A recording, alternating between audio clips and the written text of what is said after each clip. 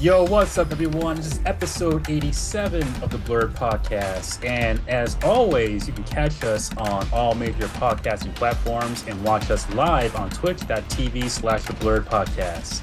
And here, like always, we have Green Tuner. Hello. Dark Side. Yo. Creamcast. Hey, what's going on, everybody? And myself, the Ed Underground. Baby, how you guys doing? Doing good. Doing good, man. Yeah, I feel great. Do you guys know why I feel great? You got some new shoes. Well, that too. I did get some new shoes. I will enlighten you guys one day on a new sneaker corner.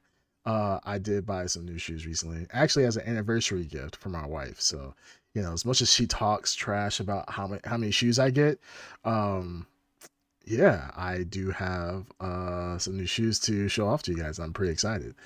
But with that being said, no, I'm gonna say Happy Pride Month, guys. This is Pride Month, the month of June, and a lot of representation. Us at the Blur Podcast, we're extremely inclusive, and I just want to wish Happy Pride to all the people out there, ladies, men, and others on the podcast. So everybody's welcome. We should change the colors on the Blurred logo for this month.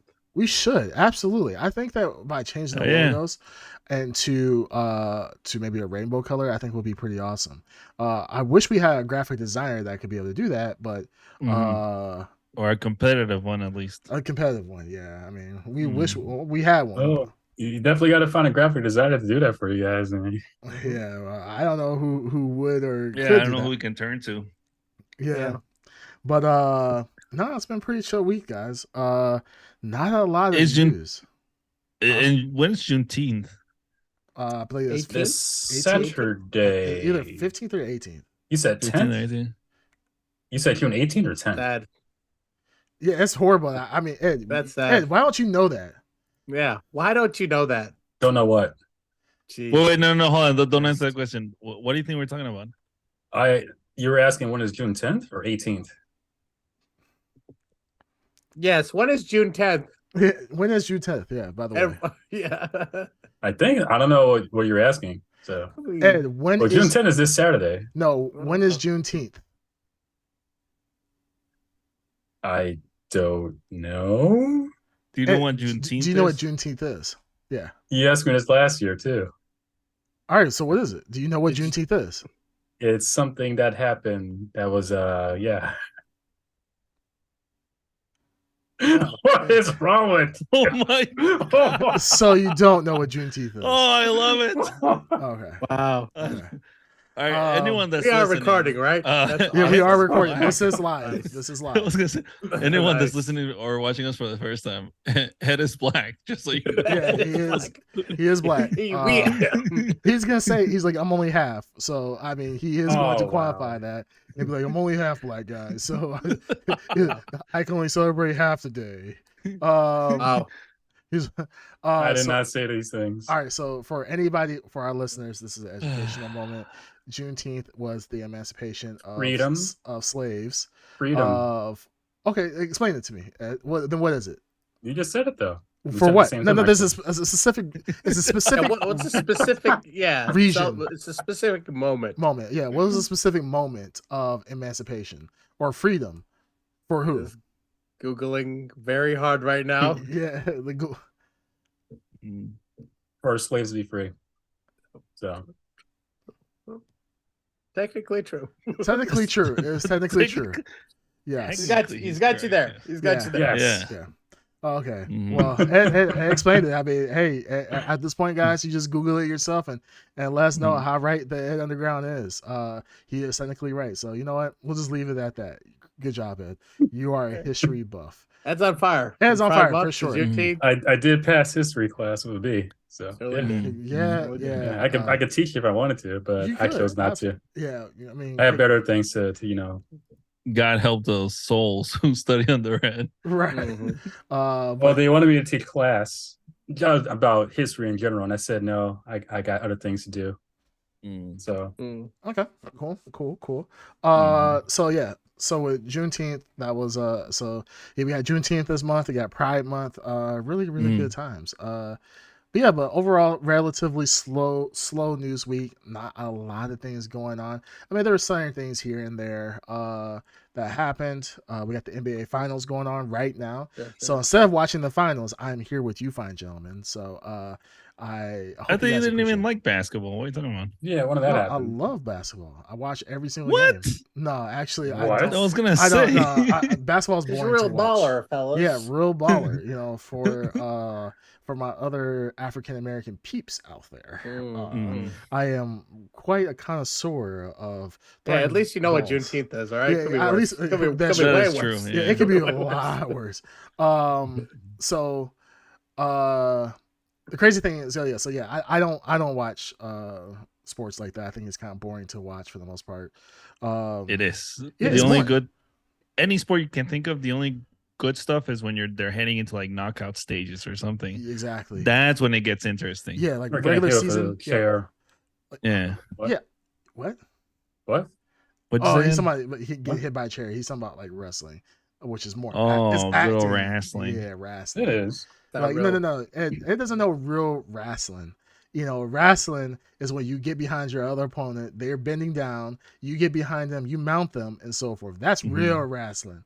None of this high flying BS where they wear tights and then they like do backflips into barbed wire and all that other BS, or they get blown up in cars and then they miraculously somehow show up the next episode. I prefer that one You're okay. than the wrestling you Yeah. guys are talking about. No, I don't know. Have you ever seen that South Park episode where the The high school- wrestling. That's not wrestling. This is wrestling. Like there's a whole episode about how a gym teacher, actual wrestling coach, is trying to teach people like at South Park that wrestling, Actual wrestling. actual wrestling, like Greco type of wrestling, as opposed to the wrestling that you see on as an entertainment. And everybody thinks he's like gay because he's like mounting guys wearing wearing like a leotard or whatever they wear, their wrestling suit.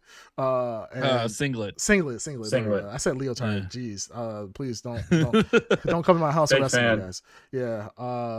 So yeah, this is kind of funny. But yeah. Ed, if you ever want to do some Turkish wrestling, just hit me up. I'm good. I am. Have you guys watched Turkish wrestling? No, actually, I've never seen it. It's Turkish wrestling. It's body oil? one step above the South Park meme. Really? What's the type of wrestling? Remember the guy from Street Fighter, which is on the top. He boils himself. Hakan. Yeah, Hakan. Yeah. That's Turkish wrestling. Yeah, he's Turkish. Yeah. You oil yourself up and then you hold on to their like strap, which is basically like a sumo strap thing. Mm-hmm. Yeah. I don't know the rules. I just remember I enjoyed watching the videos. Well, Ed, we can just take our clothes off. We both have two straps we can hold on to. So I mean, I'm good. You pin down my strap, I pin down your strap, and we'll just see who taps first. Okay. Well, I won't be involved. I'll observe from afar. Very. Oh, good thing that my strap can observe very far too, Ed. So you're gonna be an unwilling. You're gonna be a participant whether you like it or not, son. Fantasies. Some fantasies will never become reality. Thankfully. Sure. I'm not being shaming, but hey, you're the same guy that watches guys in their underwear wrestling each other. It's not a step too far, like for you. Yeah, it's like I'm not gonna do it, but I'll watch. Yeah, not that much better. Have you ever seen someone do a Canadian destroyer on stacks of tables? Well, I've seen a Canadian destroy a stack of Oh, women. God. Yeah, I mean, I've seen that happen. They usually... I'm not Canadian, but what? No, but I am. What? He is. Speaking of wrestling, Hi. Speaking of wrestling, much respect to the greatest heel of all time. Yep. The Iron Sheik. Yes. Iran #1. Yes. Only two wrestling fans on here.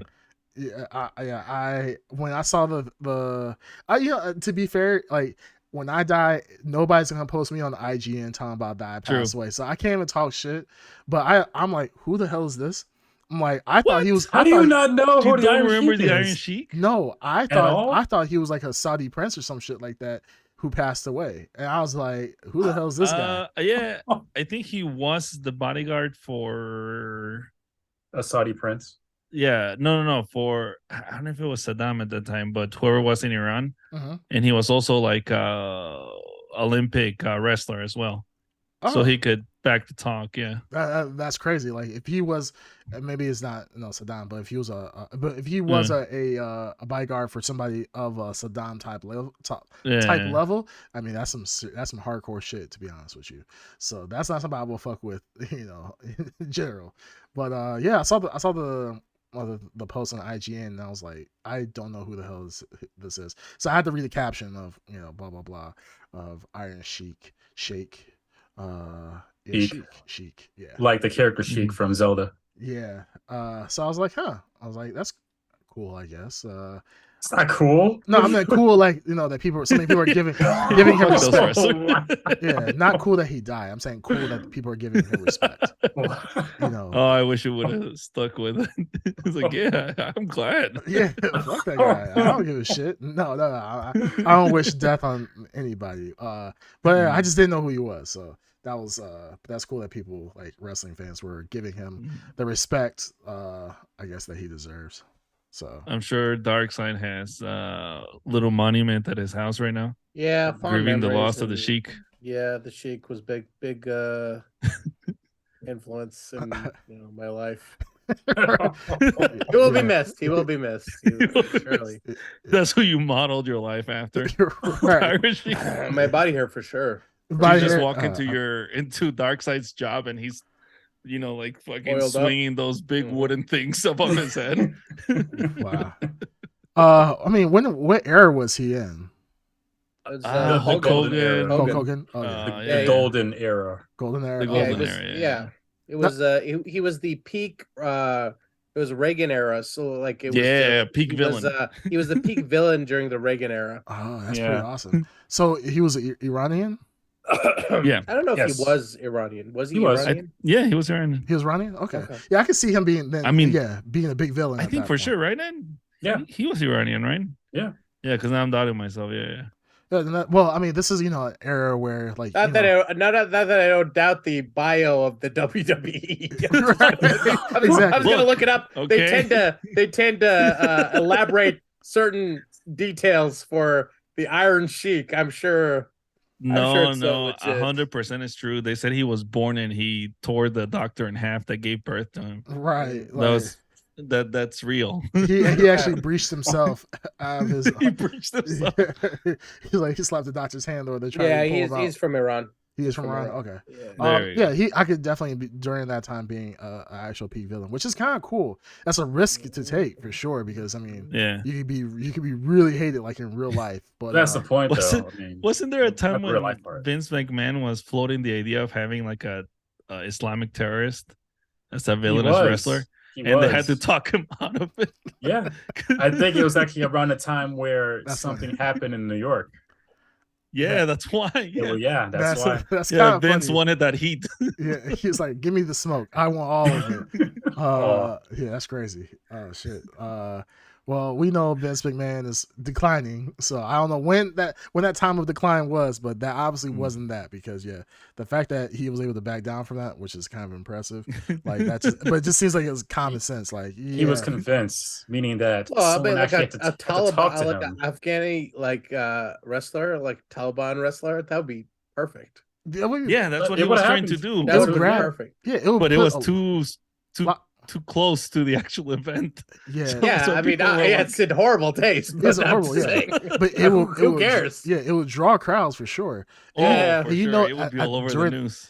During this time, like Americans could tell like an Iranian from an Afghani from someone from the UAE. Like none of these, like no one knew the difference No one knew. between Or cared. Wait, there's a difference? Shut up. Oh, Shut up. Anyways, but no, so that's pretty cool. Yeah, so Yeah, that was pretty dope. rest in peace to him for sure. Rest in Um, peace. so another big thing that happened this past week, Street Fighter 6 was Yes. released. I know Ed Underground, he's probably the biggest FGC fan Of here. course. No doubt. Even though you really couldn't tell based off his gameplay choice of playing Killer Instinct, but That's the best choice. yeah.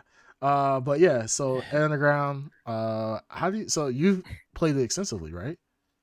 I did. I played it day one. There was a few bugs in the beginning of playing it, but after those bugs kind of got squashed and everything kind of got smoothed over, it is a really fun game. Even if you're not a big Street Fighter fan or even not a big fighting game fan, I know people who have never played Street Fighter. They don't own the game, but they played it and they said they really like it and they want to get into it. And they're asking me for like how to do this and that. It's a fun game. Anyone can pick it up. That's pretty It's cool. Graphically looks amazing. Technical wise, it's very detailed. You can go from classic mode, meaning down, forward, punch, traditional fighting game Oh stuff. yeah, they added simplified controls, right? They did. Well, that's the classic Yeah. mode. But if you want, you can switch to modern mode where you just press one button or something like that, Yeah. which is fine. But for the fighting game enthusiasts or fighting game, what do they call it? Fighting game veterans, classic mode all day. But Yeah. it is really fun. And the net code, superb. Nice.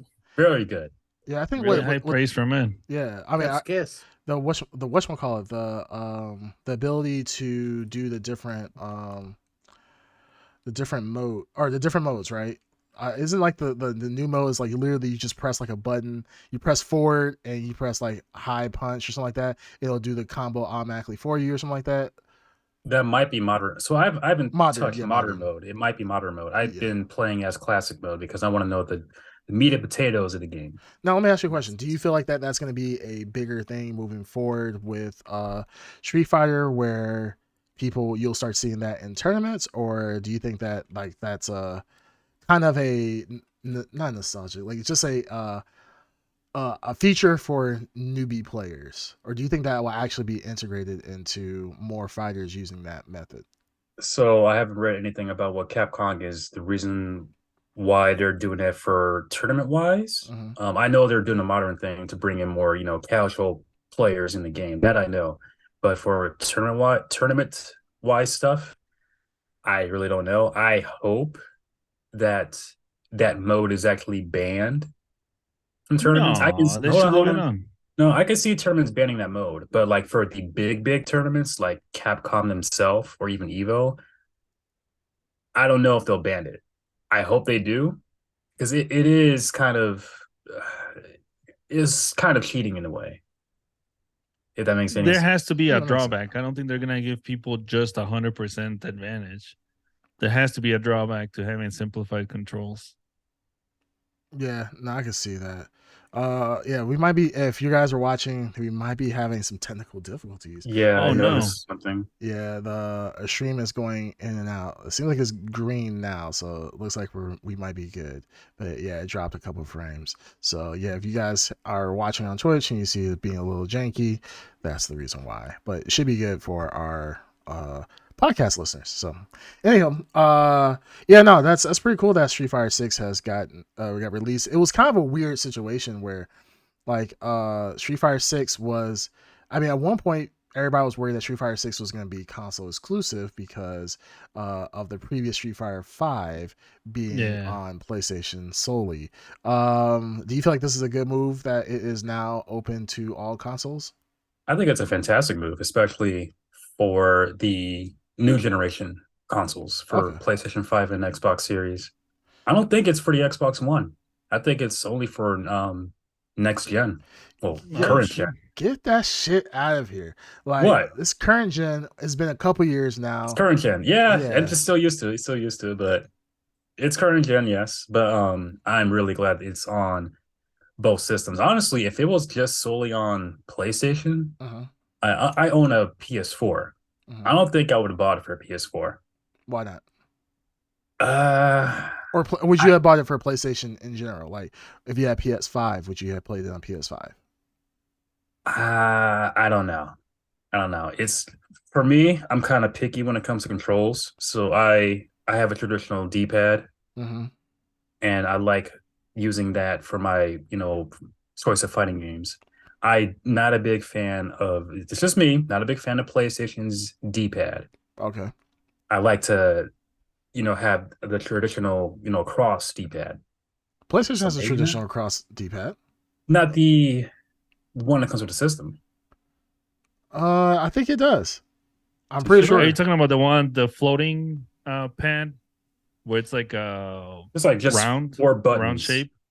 No, not that one. I'm I'm trying trying- to find my PlayStation Yeah. controller. Well, here's my PlayStation controller right here. Yeah, I think PlayStation has traditional then. Yeah. No, that's not. No. Oh, Like, so here's my PlayStation controller, PlayStation Yeah. 5. This. I want this bad boy.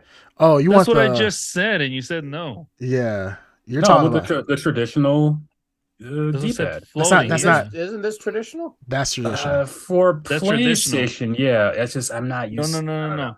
Traditional doesn't have I the think yours is round not thing. traditional. It's just Yeah. hard maybe right, that- hard left, hard down, hard up. Yeah, Yeah. that's traditional. So you Yeah. want the fighter, you want the what's that Xbox Entangled. Elite? Yeah. You want the Elite controller. Which makes sense because it's probably easier to Execute. execute the Hadoukens and things like that. It is. It is. Yeah. It feels very, very fluid. No, that It makes feels- sense. Yeah, Yeah. I'm having flashbacks to when I was young playing on the Sega. Uh-huh. Was it the Sega? Yes. Or It the was Super both. Nintendo? It was both. One of them had the traditional, and holy shit, you really had to like learn your timing in order to do the Hadoukens and things. Yeah. Because it would just register down and right, but if you didn't do it at the right time, it would just make it into a different move. Well, it was crazy. Like back in the day, and this is why I kind of don't like fighting games anymore. Just because maybe I think I'm just falling out of love with them.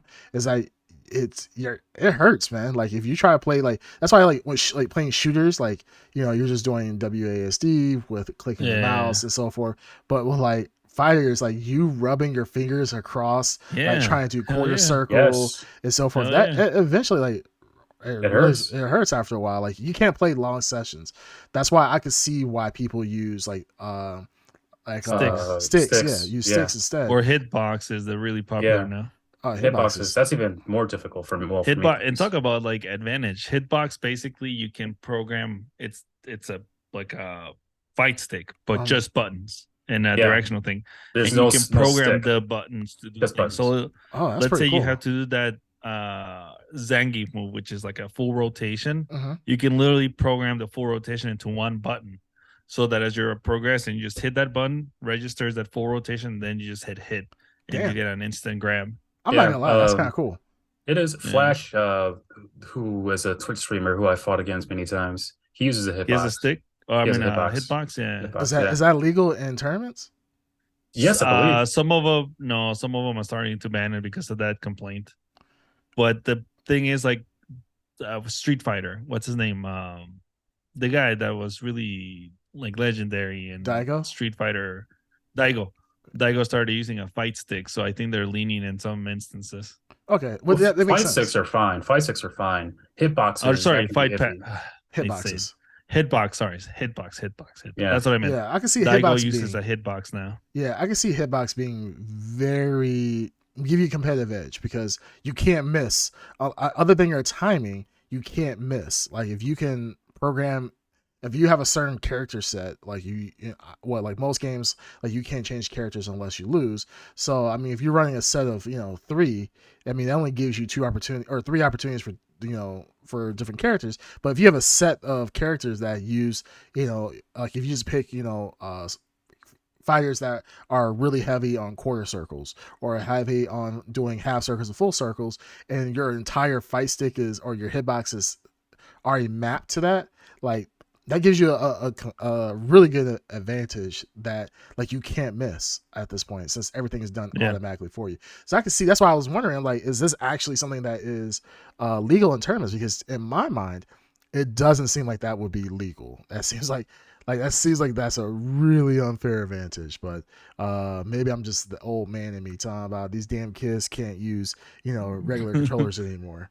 Well, Yeah, so maybe once it becomes standardized, people won't be as I hope it's opposed not. to It makes the game actually less fun and less competitive if you just have modern controls as the main way to play it. Mhm. I think it'd be less competitive.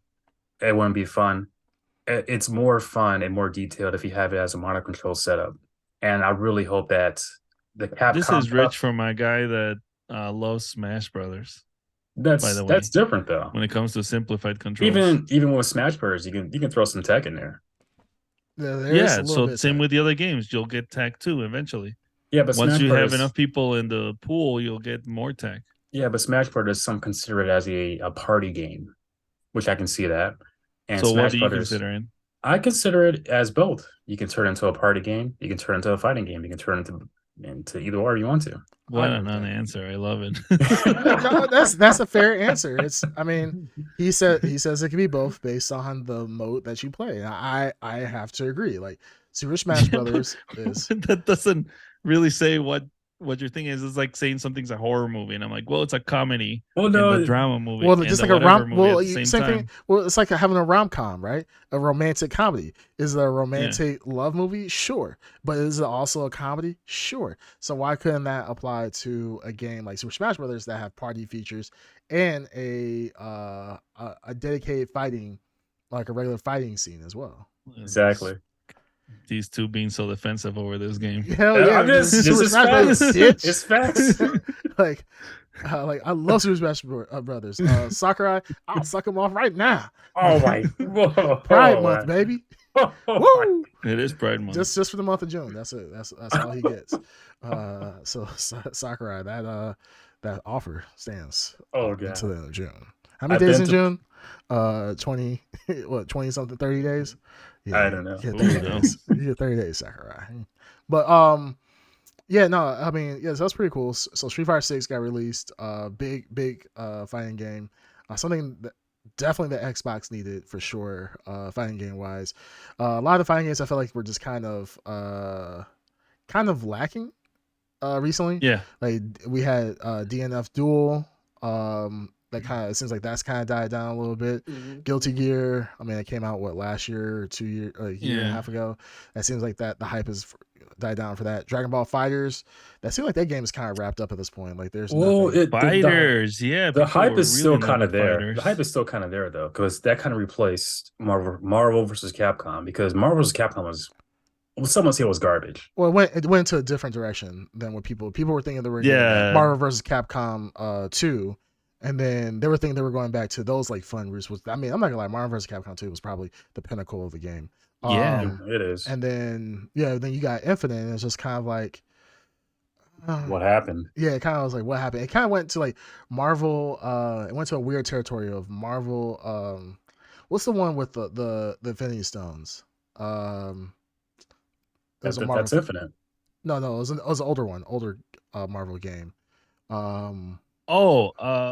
Is not Marvel versus X-Men? No. No, was it Marvel? It was not Marvel vs. Capcom. It was Marvel versus Capcom. Thanos was the villain of that, wasn't he? No. No. Well, I think he was in the game, but he wasn't He like wasn't the the. villain. I'm getting more confused. Which one is the one where you Marvel fight a superhero. giant? Was it Marvel superheroes? I don't know. I just remember Capcom 1 and 2.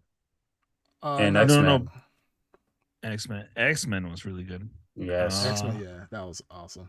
But that, I mean, that's going back in the day. War That of the sounds- Gems, wasn't that? Yeah, You could be thinking Power Stone. I can't think of any other game of Capcom in it that has stones or. Yeah, it was something one with of them Marvel. I know because I remember the villain like Thanos was like his comic book suit where it was all blue with the gold stuff on him. Mhm. And then one of his attacks was he would rush the screen with his fist forward. I can't remember. That is a move. I don't think it was Yeah, Marvel. see, that's what I'm saying. Yeah. I don't think it was called Marvel. Marvel Superheroes in War of the Gems arcade game. Yes, I think it was I've Marvel. never I heard think of that's what I was saying. Marvel superheroes. I think Yeah, that's what Marvel it was. Superheroes in War. Is that what it is? Yeah, War it of didn't the have Gems. any. I don't know if it's Street Fighter. Oh yeah, player select. It was all Marvel heroes. Yeah, it was just all Marvel heroes. It's nothing. Yep. Yeah, it was a really good game. This is back like Sega Saturn days, Dreamcast days.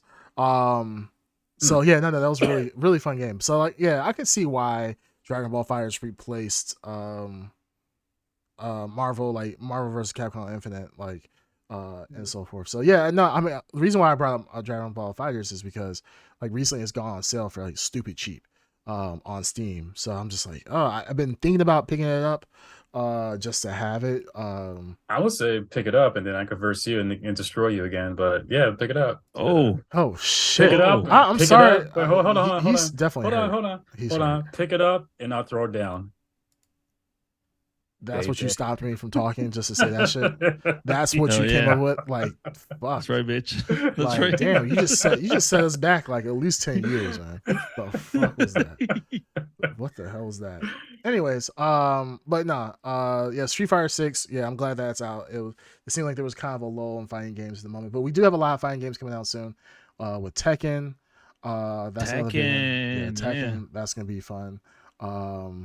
It's the holy trinity of fighting games this year, and maybe a fourth incoming game. But yes, fourth. What's the third one? Third one. Yeah, you said okay. The fourth one. Trinity. No, the Trinity. There's Street Fighter, Tekken, and what's the third one? Mortal Kombat. Oh yeah, Mortal Kombat. Shit, I keep forgetting. Mortal Kombat, yeah, for sure is up there. That's definitely, yeah. But what's the fourth? AI Bay. If they announce it. Get that hat ready, Dark Side. AI? KI. Oh, KI. Yeah. KI. Killer bitch. Instinct. Yeah, I totally forgot Killer that game Instinct existed. 2. Yeah, I mean, sure. Oh, KI2. Yes. Yeah. Get that hat Arcade ready. edition remastered. Yeah, like they're literally going back. Like they're like, hey, let's just redo the series. There's KI, and then now, guys, we need a new name. Well, we just call it KI2. Like, sure, let's just knock that out of the park. I mean, what? Currently, we have KI Gold. Was there a KI 64? Or That was KI Gold. That was KI Gold. No. Oh, he faded out. Yeah. No. But there was a KI2. Whoa. Yeah, whoa, he speaks so fast. Whoa. Oh, there you go. Sorry, the connection. KI2 as well, right? So there's a KI1 on the Super Nintendo, and there technically is a KI2 for the arcade. Arcade. Arcade. So then there's KI2.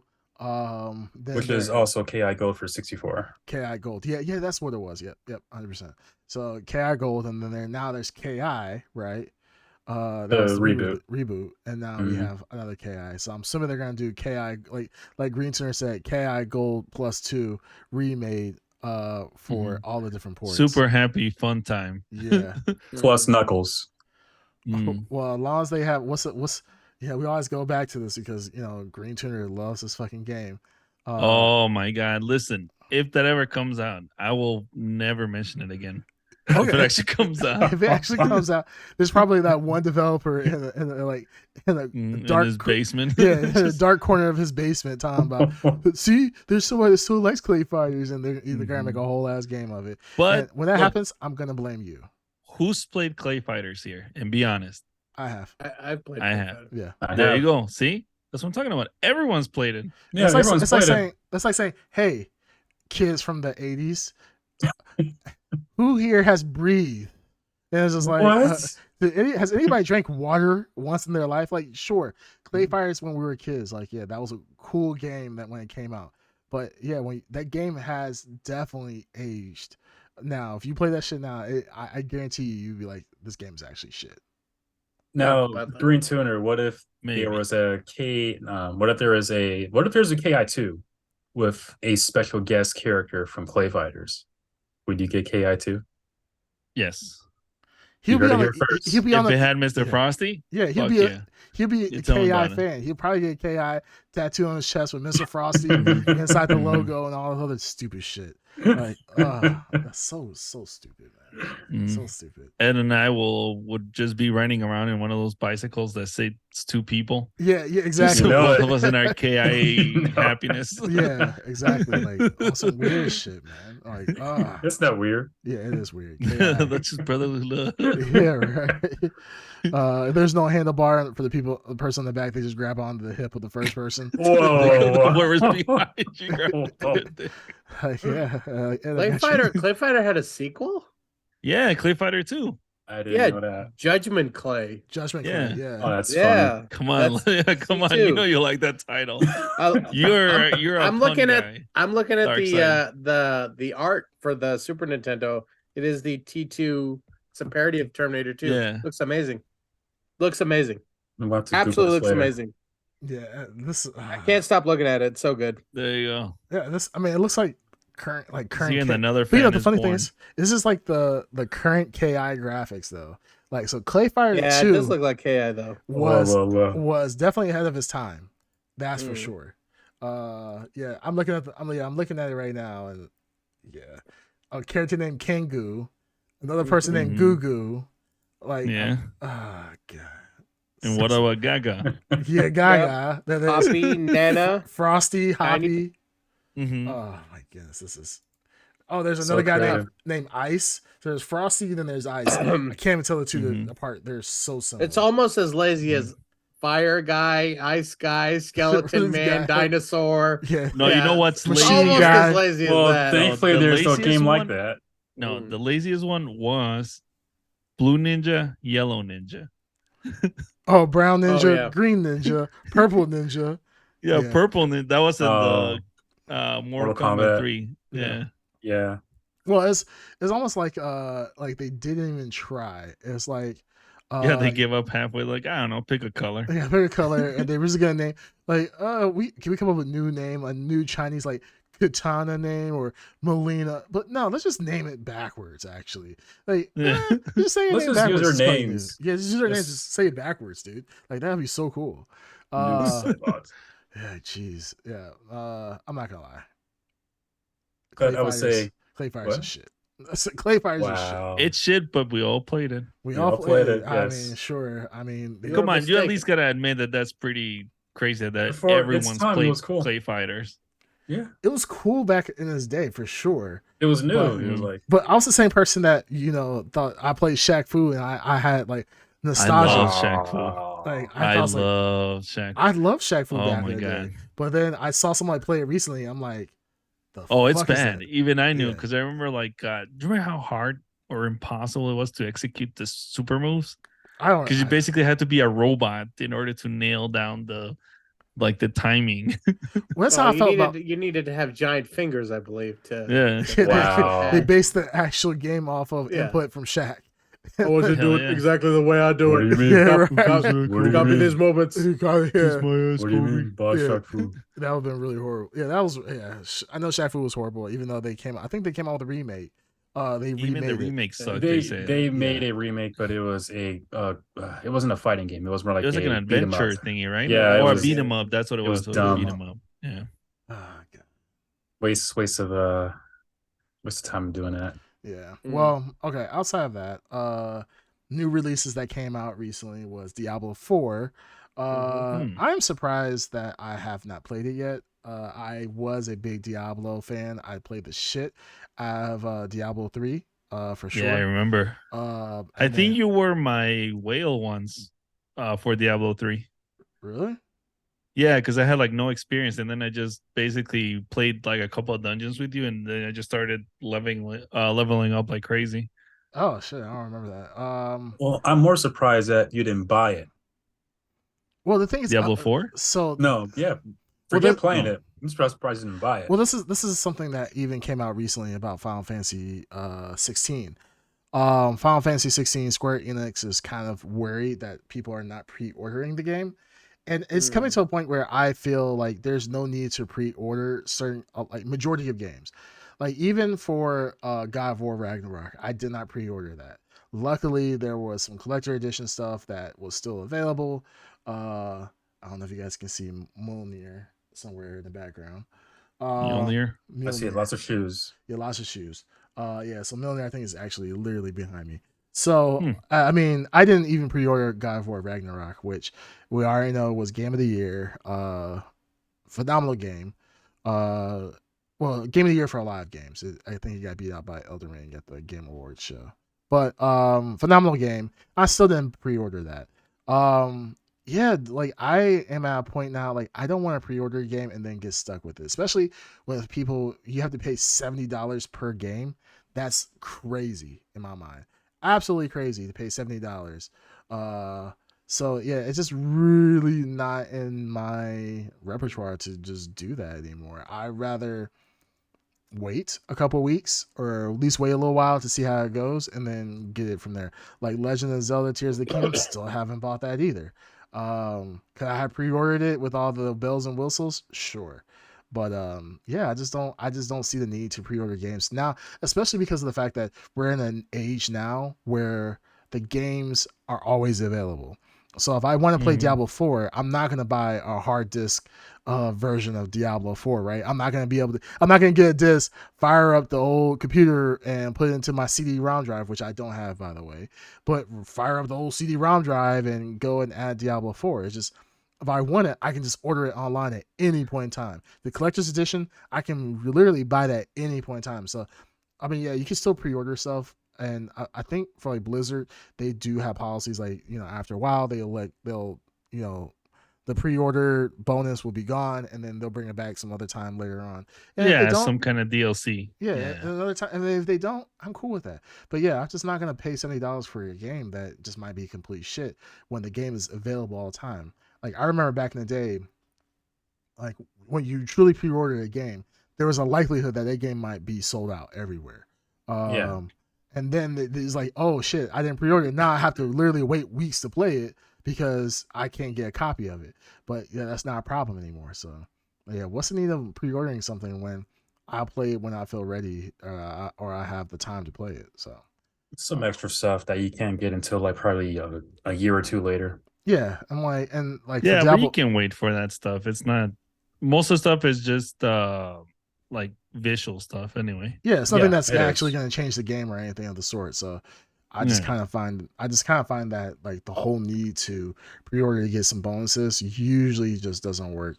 It's not worth it. Like for God of War, you get armor pieces, and I had that armor for a little bit, and then I just upgraded it after a while. So it was just like, what's the big deal? Here's one of the reasons why I like fighting games. You just pick it up and play, no matter how good you are. If you're beginner, advanced, intermediate, just pick it up and go ahead and play. Otherwise, you get like Zelda or something like that, you'll be playing that game for a long time. But finding the time to play it, that's the hard part. Yeah, that's true. We got a comment from Black Girls Hack. She says, "Hi guys." She says, based on the previous conversation we just had about pre-ordering, doesn't that apply for shoes too, though? She says an exception. Yeah, and I don't need that negativity in my life right now. So I feel like she's gonna be timed out for 1 second. Wow. Yep. 1 second, she got timed out. Yeah, we don't need that type of negativity in this room. It's a positive zone. Yeah, this is positive. Very toxic. Much like Planet Fitness, hit the lunk alarm. Yeah, right. Get out of here. Get out of here. We don't need that here. The funny thing is that I do have against TOS. Honestly. Yeah, really. Like this is kind of like abuse, and she might get banned for it. So I will be writing a letter to Twitch about this. Talking about shoes, I do got shoes coming, by the way. So Yeezy, you guys remember we had our Yeezy alert. You're still supporting Yeezy? No. I'm supporting Adidas. Adidas just let go of all the existing inventory of Yeezy. They had like $1 billion worth of inventory still left around, and so they had. Usually in the past, they had this day called Yeezy Day, where all the Yeezys would come out, like exclusive Yeezys, some back inventory. Was that January 6th? Was Yeezy Day a couple of years back? I believe it was. That's why the world gather outside. They were trying to get their new sneakers. That's a big sneaker giveaway. I don't know if you guys just saw that. Black Girls had just assaulted me. She threw something at me. Did she? What? She threw a towel at me.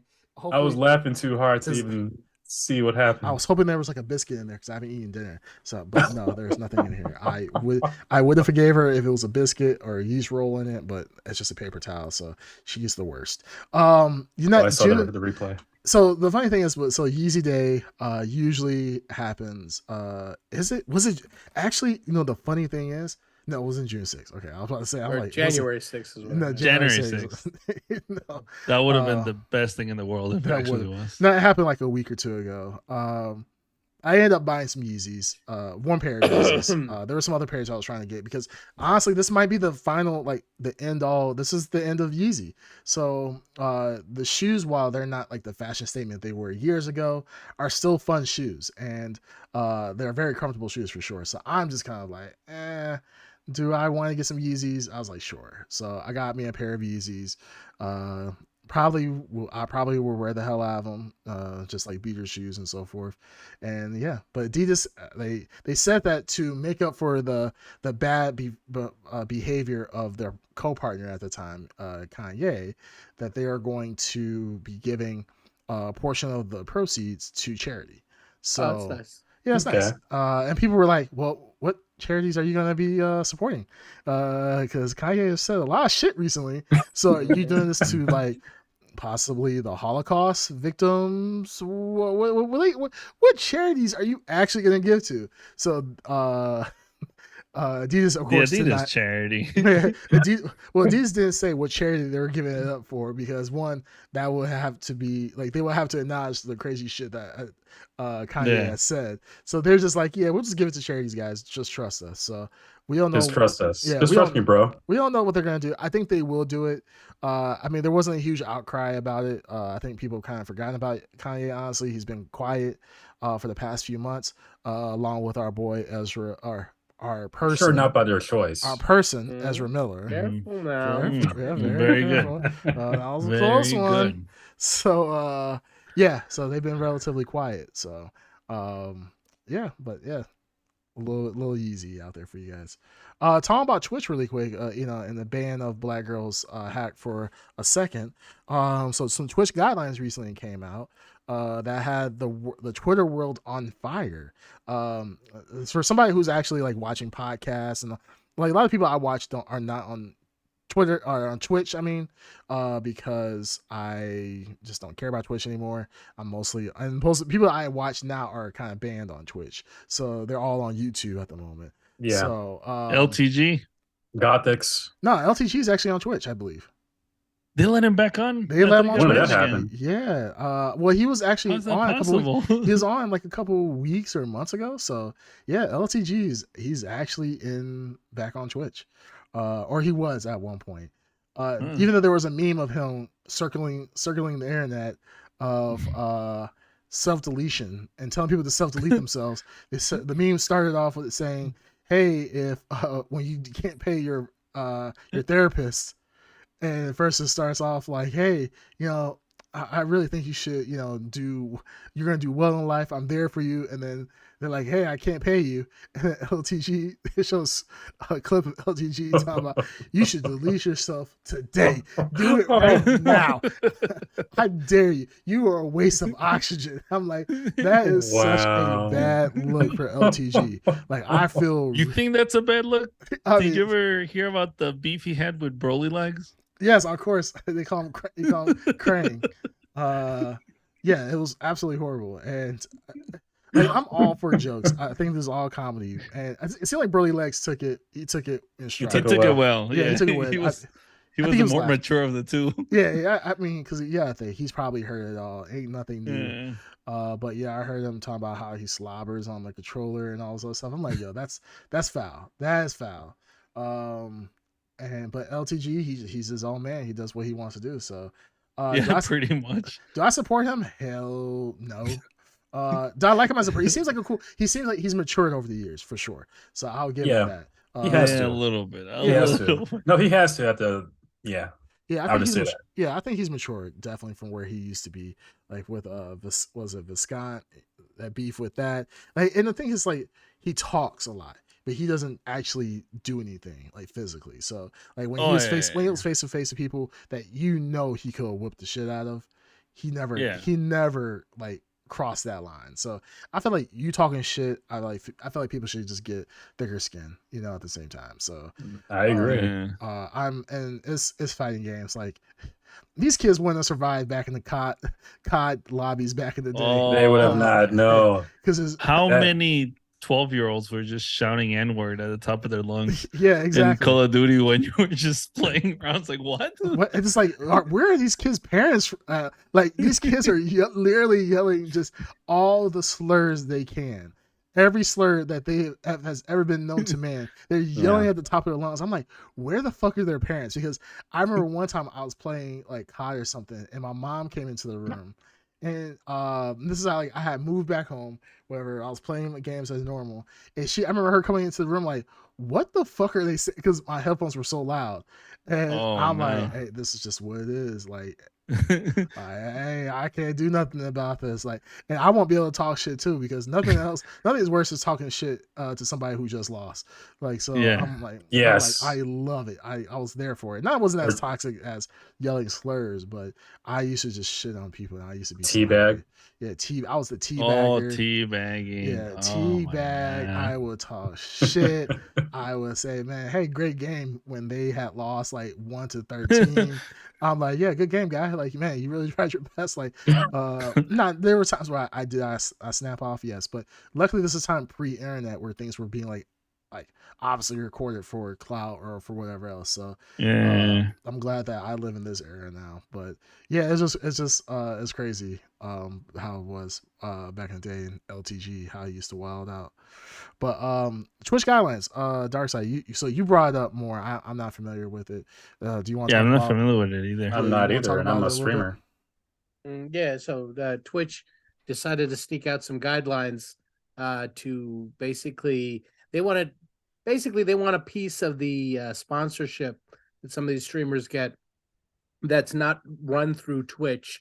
So anything that they do, like a personal sponsor, they want a piece. So now they're trying to put out these guidelines that basically would prohibit all these like individual sponsorships, like tournaments being sponsored, award shows. Oh, wow. Yeah. So I mean, it's a massive breakdown of stuff that they would basically prohibit you from streaming, and the entire Twitch ecosphere kind of lost their minds. Basically, it boiled down to nobody could stream anymore. None of the big streamers would be able to make any money. So there was a huge backlash, and Twitch kind of walked it back yesterday and said that we're sorry that you misunderstood. We should have been clear. We're sorry. You know, they put 3 tweets out that basically made things even worse, because they were like, they basically, rather than saying we screwed up, we're sorry, this is really bad, they said, oh, we're sorry you misunderstood what we were saying. Yeah. We'll try to be more clear next time. Basically gaslighting everybody. They're trying to gaslight the entire internet, and that made things even worse. And all the big streamers, you thought I was insulting. Yeah. And I haven't been following it, but Creamcast was telling me that they finally fessed up earlier today. They finally came clean? Yeah, and finally admitted, I guess, because people kept calling them out for, like, I mean, just admit. They put out a whole diagram. They put out whole, like, pictograms to make it simple for even the youngest, dumbest streamer to understand what this means. And then they started to backtrack that pictogram. That no, that's not what it means. That's not, that's not. So hell yeah. Now they definitely got tore apart on the internet, on Twitter. So I believe they did a full 180 and have started groveling again. So I don't know. It was high drama for 24 hours at least. As they should. I mean, I've actually, it's my first time hearing about this, but I'm glad that the bigger streamers pulled back and complained and all that stuff, because it sucks. Mm-hmm. I mean, Twitch is owned by Amazon. Amazon, I'm sure they're pretty good with money. I know companies, all they want is more money. I get that, but this was an unnecessary move. Well, it's funny because a lot of people pointed it out that at this time, Twitch, you had Twitch and you had, who was it, Mixer a year ago, maybe 2 years ago. 2 years ago, yeah. 2 years ago. So like the competition for Twitch wasn't that heavy, right? Then their kind of pandemic happened and they were the top dog. Now they're losing market share to Kick, to was it To Rumble? Kick? Kick is actually growing. What? Kick is growing. Kick is growing. I didn't know Kick is that. growing. What? Rumble's growing big time. Well, I don't even know what because of Rumble their is. lax censorship, right? Yeah, but all these Rumble's has contracts out with 3 of the biggest streamers on Twitch right now. So I don't even know what Rumble is.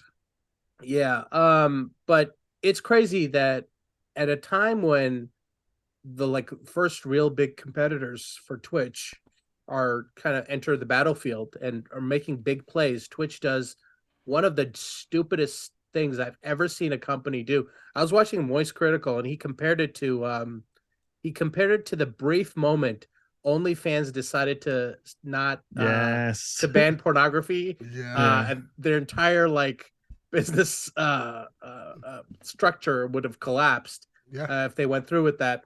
This is akin to that. OnlyFans? Yes. Yeah. So he was he was trying to make a comparison, and it looks like they backed off of it. Oh, they backed off real quick. Yeah, really quick. I remember. Insane. I remember it was coming to the countdown. They were saying, back in the day, starting June 1st, we're gonna be taking off pornography and blah blah blah. And yeah, that I think they got probably like a month or two into that, and then they're like, yeah, it's just not gonna happen. They will lose a lot of money for sure. Because no one knows OnlyFans, and plus your reputation is already screwed over. Like, I mean, it's known for one comes thing. to my OnlyFans, Yeah. you're like, okay, well, I know what I'm watching. Yeah, I've been to OnlyFans pages. It would be crazy for some kid to check out my OnlyFans. Be like, what the fuck? Yeah, no, I've been on OnlyFans pages where I'll have an influencer. I'm like, this influencer has a web OnlyFans, and I'll go on it. Yeah, and you'd be all excited, and you go on it and be like, ah. And it's baking cakes. Mm-hmm. Yeah, there's baking cakes or something like that. Yeah. That stinks. So I was just like hypocrisy. Yeah, it's weird. So it was like, but I mean, then they fuck the cake. So it make okay. That's what I'm talking about. Yeah, 350 degree cake. Oh yeah, and then you fart on it too. Burn your dick. Yeah, this is just like apple pie. This is my review on cheesecake. But no, this is OnlyFans is screwed over. The whole Twitch thing, that is a very. I haven't watched the Moist Critical video. I really do want to watch it. I like Moist Critical. I think he has really good takes. Yeah, that is weird that they're coming after your brand deals. That's pretty crazy. That Twitch would even care about that. It feels almost like they were trying, because what they were trying to get a portion of the revenue for their brand deals, right? Yeah, for the sponsorships that are not regulated through Twitch, that's crazy. That's crazy. That's crazy. It just sounds like, hey, Twitch was like, hey, we just want to get some of your money. So, and there were other restrictions on there, they were restricting the size of a banner ad on the screen to 3%. And somebody all this stuff was happening last night where people were throwing mock-ups of what that size looks like as a banner, as a square. Mm-hmm. It was so small. And then the other people uploaded Twitch sponsored events, which have massive banners across the bottom, way over 3. So it's hypocritical to even Twitch of what they do internally, Prime Gaming and all this other stuff that they promote. Yeah. So it's weird. It's really weird to watch it happen, because I've heard a lot of Twitch streamers not being satisfied with Twitch as a company for a long time. Oh yeah. And you've also heard YouTubers not being satisfied with YouTube. You know what I mean? Right. So, but with Twitch, you're hearing a lot more of it, and there's a lot more Twitch, of these competitors. Yeah, Twitch was the place to go if you wanted to make big money. Yeah, Twitch was the big money place. I mean, I know that at one point they grabbed from Mixer, they grabbed Ninja, I believe. Ninja. And that was who got Dr. Disrespect? YouTube, right? YouTube. Yeah. Okay. Well, Twitch banned Dr. Disrespect for undisclosed reasons. It's still undisclosed. They never said, still undisclosed. He said never come back. He said that he found out what it was. Yeah, he was going to sue them. Yeah, he's like, I'm going to sue them. That has yet to happen. I don't know, and that's crazy. I think I don't want to watch that disrespect like that, but I'm just curious about why the fuck did he get banned? Because Yeah, I'm same curious here. I about think that. It's one of everyone the is. biggest mysteries on the internet. yeah, because it's like ultimately, I mean, Dr. Disrespect has gone through a lot of shit recently, or he Yeah. has gone a lot of shit while being on the internet. I mean, he got trolled, and I don't know if he still gets trolled to this day about him cheating on his wife. He Yeah. took off some time on Twitch for that, and then he came back, and kids were talking about not who's there, this Doc coming on another was playing his wife or something like that. I'm like, they're really going on this man. And it was really fucked up. But yeah, I really want to know why he was banned, because like when I watched the streams, for the most part, they were very mild, like nothing Yeah. crazy like what you see on Yeah. Twitch on some People of the hot said that top. he did something IRL. There's a rumor that he did an IRL stream and he went into a restroom at Twitch, or restroom in TwitchCon while streaming in TwitchCon, and that was a TOS. Oh. But no one, that's just a rumor because people are trying to figure out why, you know what I mean? So Yeah. nobody knows. I've heard all kinds of things. Which I Yeah, mean, because neither side has undisclosed anything or disclosed anything. yeah, Sorry. they haven't disclosed anything, so I'm just kind of curious of what the hell happened. I think everybody is, because it's like I can't, even for him streaming in the bathroom, is that extremely fucked up? Sure. Because yeah, I mean, I think cameras should be banned in the bathrooms regardless. I hate seeing Yeah. gym camera people have cameras in the gyms, in bathrooms, trying to dance, all this other stupid shit. I absolutely hate it. So Yeah. with that being said, yeah, I'm really kind of curious about what they're doing. But yeah, it's just crazy for Twitch that it got that far to being released pretty much, and nobody said, you know what, Complete with like I said, like a guide of Yeah. what this means. It's like, and then the CEOs on Twitter trying to like backtrack and make nice and everything. So it seems like, how do they get approval? Yeah, how did they get this far? Like Yeah, if you have some of the bigger streamers on the platform and they like poll a small group of them, like you should have somebody like come in there like, hey, this will be good for Twitch, this, that, and the other. Now, are people resistant to change? Absolutely. I know people are going to be, mad if Twitch added new policies or this, that, and the other that might seem restrictive. Like if they took off a policy, or they had a policy where they got rid of hot tub streams, right? Uh, People would get mad about that, and on both sides of the aisle, from the conservatives to the people who are not conservative, more liberal. Somebody's gonna get mad about something. There's always gonna be something they're gonna get mad about. But like, yeah, that's kind of stupid. Like at this point, you're really trying to mess people's money up, and like you're trying to get. It seems like they're just trying to put their hand in the cookie jar to get people's money, because some of these brand deals are very lucrative. Like this is for YouTube people especially. So I don't know if it's a 1-to-1 ratio on Twitch, but I know some streamers, they are very lucrative. yeah, well, I know some streamers like to do like a sponsored game stream for like 3 hours. They can get paid up to like $25,000-$30,000 per stream.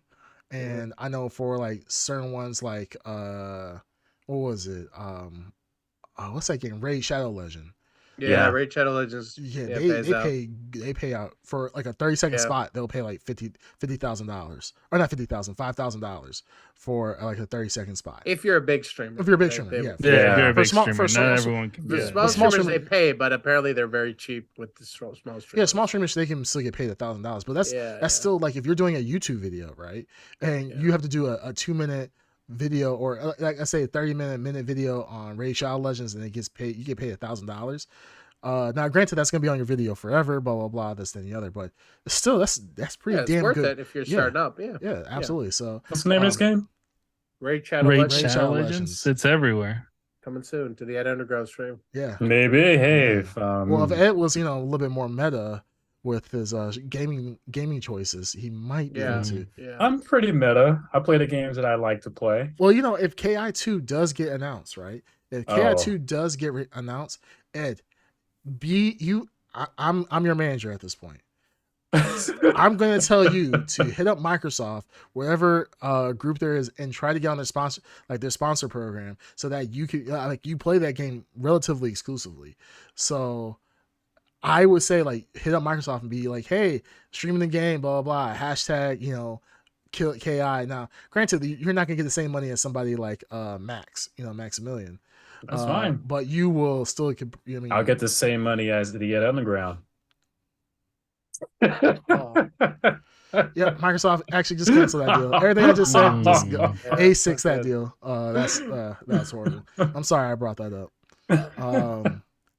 Anyhow, all right. So yeah, Twitch is a fuck up, but they walked it back. They put a new statement out today talking about this program is bad for not just you, but also for us.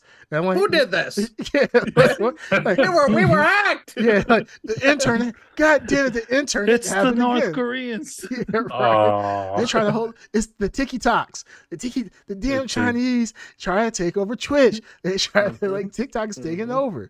Like, yeah, that's absolutely crazy. That'd be kind of cool.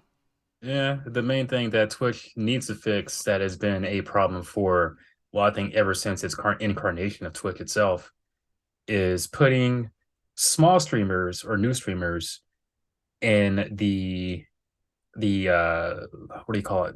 The top results. Yeah, the top results, because it's always the same people. Well, not big streamers, hot tub streamers. It's about the featured streamers in the front page. Yes, it's never like a beginner or a small streamer. That's not, well, from what I've seen, featured streamers are a good mix. They do a good job in getting like a wide variety of streamers. But the thing is that I think for most people, they gravitate to the big streamers because it's kind of like confirmation bias. Like you already know, like, oh, that a person must have good content. So if I'm going to be sitting here watching Twitch for 2-3 hours, whatever, I want to go to a streamer of the category I want that's already big. But there's I've gone to small streamers, like literally purposely look for small streamers, people with like 10, 20 viewers, and just watch them play. They're highly entertaining and so forth. Now, can I be honest? Like, small streamers do suck a lot of times. Like, there'll be no one typing in the chat. I'll type something, and then they don't read it. And it's just like, I'm trying to engage with them because, I'm trying to give them, like a little, confidence like boost. A little push, you know what I'm saying? Like, because they just be sitting there, clickety clack, not saying anything. A little push. Yeah, just looking at how like Green Tuner's looking right now, like completely lost. You're just sitting there with your mouth open, just like. That's how these. I'm sorry. No, I'm just messing with you. No, it does happen. Sometimes my mind leaves my body, and I'm like, "Holy crap!" No, I'm just looking at you. I'm just like, "Is he actually still alive?" Like, no, I'm alive and well.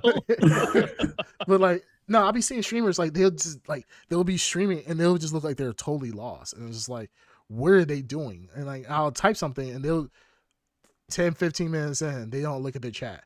And I'm just like, dude, like, I get it. You're not used to people like talking to you and so forth, but yeah, I mean, small streamers usually do suck. That's facts. So I can see why people go to the big streamers. And like, I think Ed, we talked to you about your streaming before. We're like, dude, you're kind of a big deal.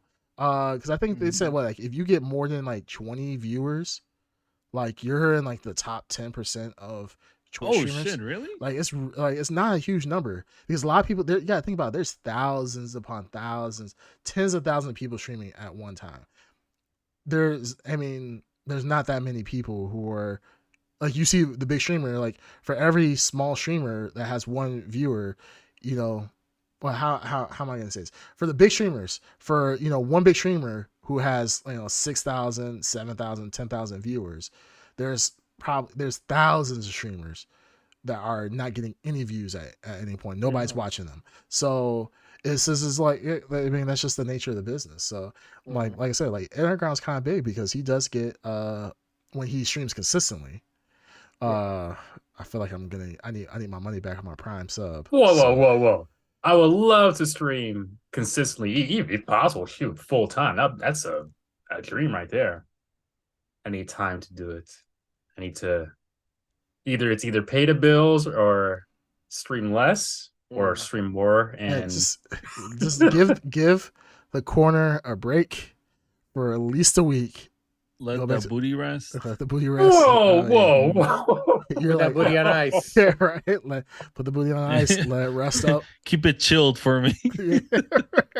Like, These things do not happen. These and are just because we're your sugar daddies. I mean, walls. I want to see your dreams come true.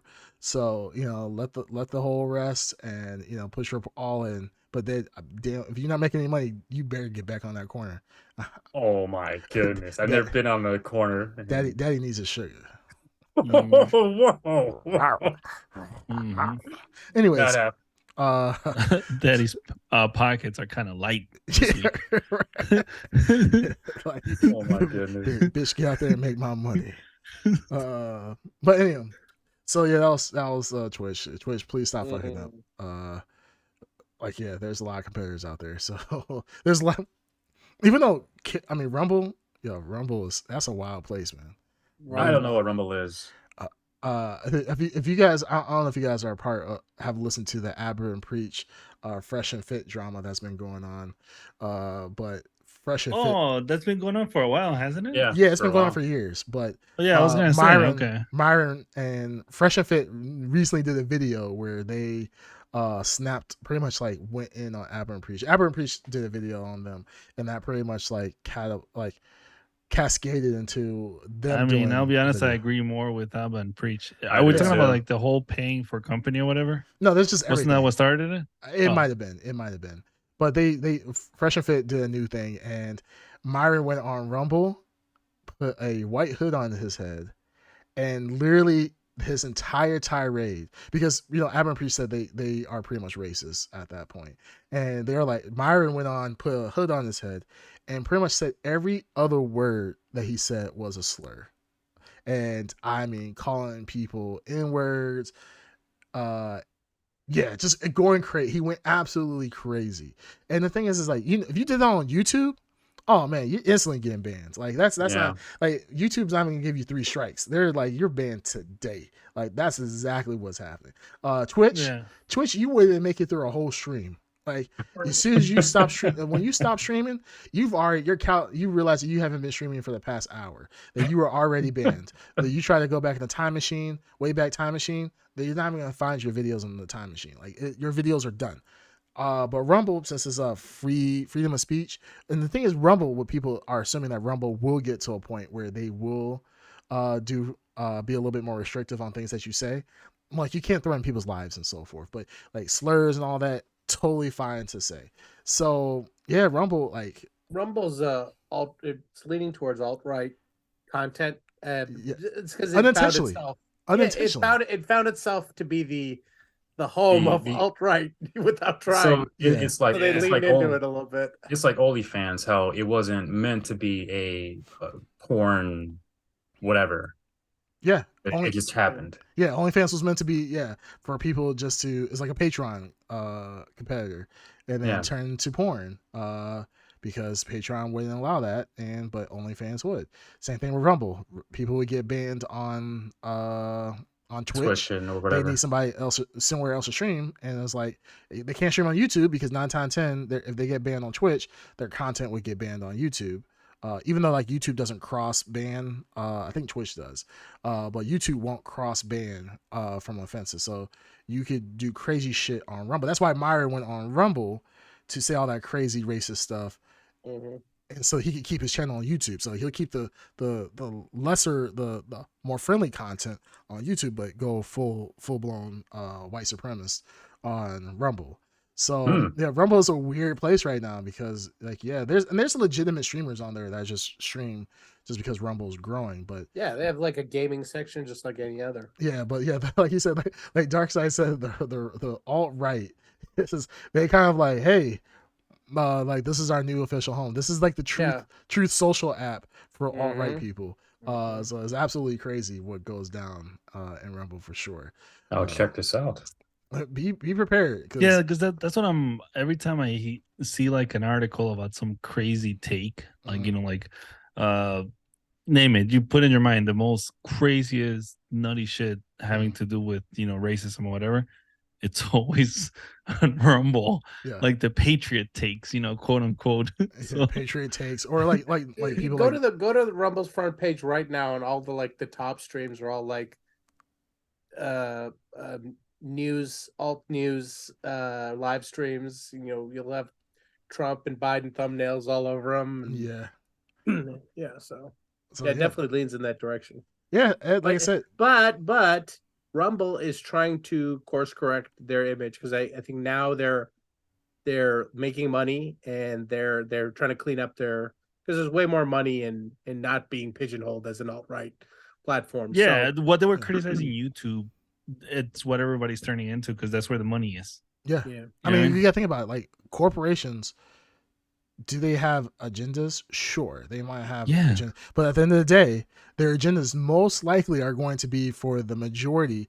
For people that don't care, or people that do care, they're going to be able to get more money from that group than the people who have a specific agenda that's alt-right that can consider be offensive to most people. So, yeah. Rumble's trying to clear his act up because the money is better on that end. But Rumble did say like they will never. They say I think I believe they said at one point they would never like restrict speech, but they might redefine what speech is ultimately. So, like I said, go to Rumble if you want to, man. But you're literally getting thrown with the wolves at that point. So I'll just check it out. Yeah, check it out. Check it You out would first. you might. I don't know. I was gonna say you'd be top KI stream on Rumble, but I don't even think that might not be true. He might be top KI streamer. He might be top KI streamer. He might be. Hard to say. Yeah, hard to say. Hard to say for sure. I mean, there's a lot of competition out there for KI for sure. That's obvious. So moving on to our main topic. So we recently, big movie came out this last weekend was Spider-Man Across the Spider-Verse. Really, really great movie. A lot of positive reviews out there. People seem to love it. But who cares about them? Let's talk about us. I agree. How did you guys feel about Spider-Man Across the Spider-Verse? I'll go last. I was gonna say, Ed, you kick it off. You go last. Oh, you want me to go first? Yeah, go first. Oh, but go for it, bud. All right. I could go first. I don't care. I'll go first. Okay, go ahead. First. Kick it off. So I went into this movie. I had good expectations for it. Went into the movie. Mm-hmm. I missed all the trailers. I got in right when the movie started. Okay. And oh my goodness, this movie, I'm just gonna go right off and say it. I think this is the best Spider-Man movie ever made. Ever made. Better than Sam Raimi's Spider-Man, better than Tom Holland's Spider-Man, better than what's his face? Andrew Garfield's Spider-Man. Okay. Anything's really better than that one, but this is probably the best Spider-Man movie ever made. In my opinion, there are so many things that just hit the right notes, story-wise, Easter eggs, the way that every character, every universe looks, and how every character that fits into that universe has that a certain style. Like Gwen Stacy, Spider-Gwen, she has a very soft watercolor style, and every time that she would experience an emotion, whether it be a sad emotion or a happy emotion, you see that effect kind of like bleed into the universe. For instance, when Spider-Gwen hugged her dad, you see like the atmosphere around her started to turn like pink, and I thought it was pretty dope. Pink and blue, like pink, blue. That was her kind of like her color scheme: pink, blue, and white. Yeah. And I really love that they pay attention to detail in every universe. And one thing I like a whole lot, this could have been Doctor Strange's movie. Really could have been Doctor Strange's movie. It could have been. Yeah, I agree. It should have been. Mm-hmm. It should have been. But there's so much I would love to talk about it. The day I saw it, I was like, wow, I want to see it. What? Are you recording this? Or are you recording? No, it's a revelation. I'm having a revelation. Yeah. So for those who don't know, I'm somewhat of a big Miles Morales fan. I actually cosplayed as Miles Morales. I wonder why. Why? No, you tell me why. Green Tuner, tell me why, please. I don't Tell know. me why. The same reason why Darkseid's favorite Spider-Man is the guy from Mumbai. Oh, is Yeah. it really? Oh, Mhm. okay. Yeah. Well, maybe, but yeah, but I really enjoyed this movie. I'll talk more about it as you guys are talking about it, but so many things. And I have a theory. When we saw Donald Glover Yes. as the Yeah. Prowler, Yeah. are they possibly hinting for a now that there's been talks, but are they possibly hinting for a live No. action Miles Morales Spider-Man movie? No. And maybe him as No. the Prowler? No? No. There. Yeah. I have not heard any real talks of that actually happening. That's a in joke reference. Donald Glover was supposed to play Miles Miles Morales, Morales. Yes, I know that. Mhm. and Yes. yeah, it's a whole like in joke reference. He ended up playing the Prowler, and as we know, in the Which is actually Tom pretty Holland dope. movies, which is cool. Yeah, so I think it was more of a reference to that. I do like how it was. I think I saw it with a good crowd, but that was one of the audible reactions that the younger people had was seeing him. This was unexpected. It was a cool cut in. He's Um, already established in the Spider-Man movie Yeah. as the uncle of Miles Morales. So and Tom Holland Spider-Man. So Yeah. it just makes complete sense that he's the Yeah. Prowler, which is, I mean, yeah, it was. I think it was a perfect callback for sure. Oddly enough, I saw this on a Sunday, and normally it's not as populated on a Sunday. It was packed. Every seat was taken. I was very Yeah, surprised. And made a lot of money. the crowd was very mixed. Young people, older people. I mean, not like older than us, but I mean, yeah, very, we're the old people. oh my goodness. But We're the old people, and Yeah, not right. right the now. time of us being the young ones is gone. Yeah, I'm still young. I'm still young at heart. All okay. right. Except that he's he's a young Roblox. He's a child at playing- heart. He's a Yeah, Fortnite player, I baby. didn't say I was a child at yeah. heart. I said I'm a young at heart. That could Mhm. be, and that could be anything. But really love this movie. I want to see it again, but I don't want to, pay full, price. I want to at least wait. Don't you love it? You don't want to support the artist? Oh, I support the artists. I support every artist that was in this movie, every actor, actress, voice actor.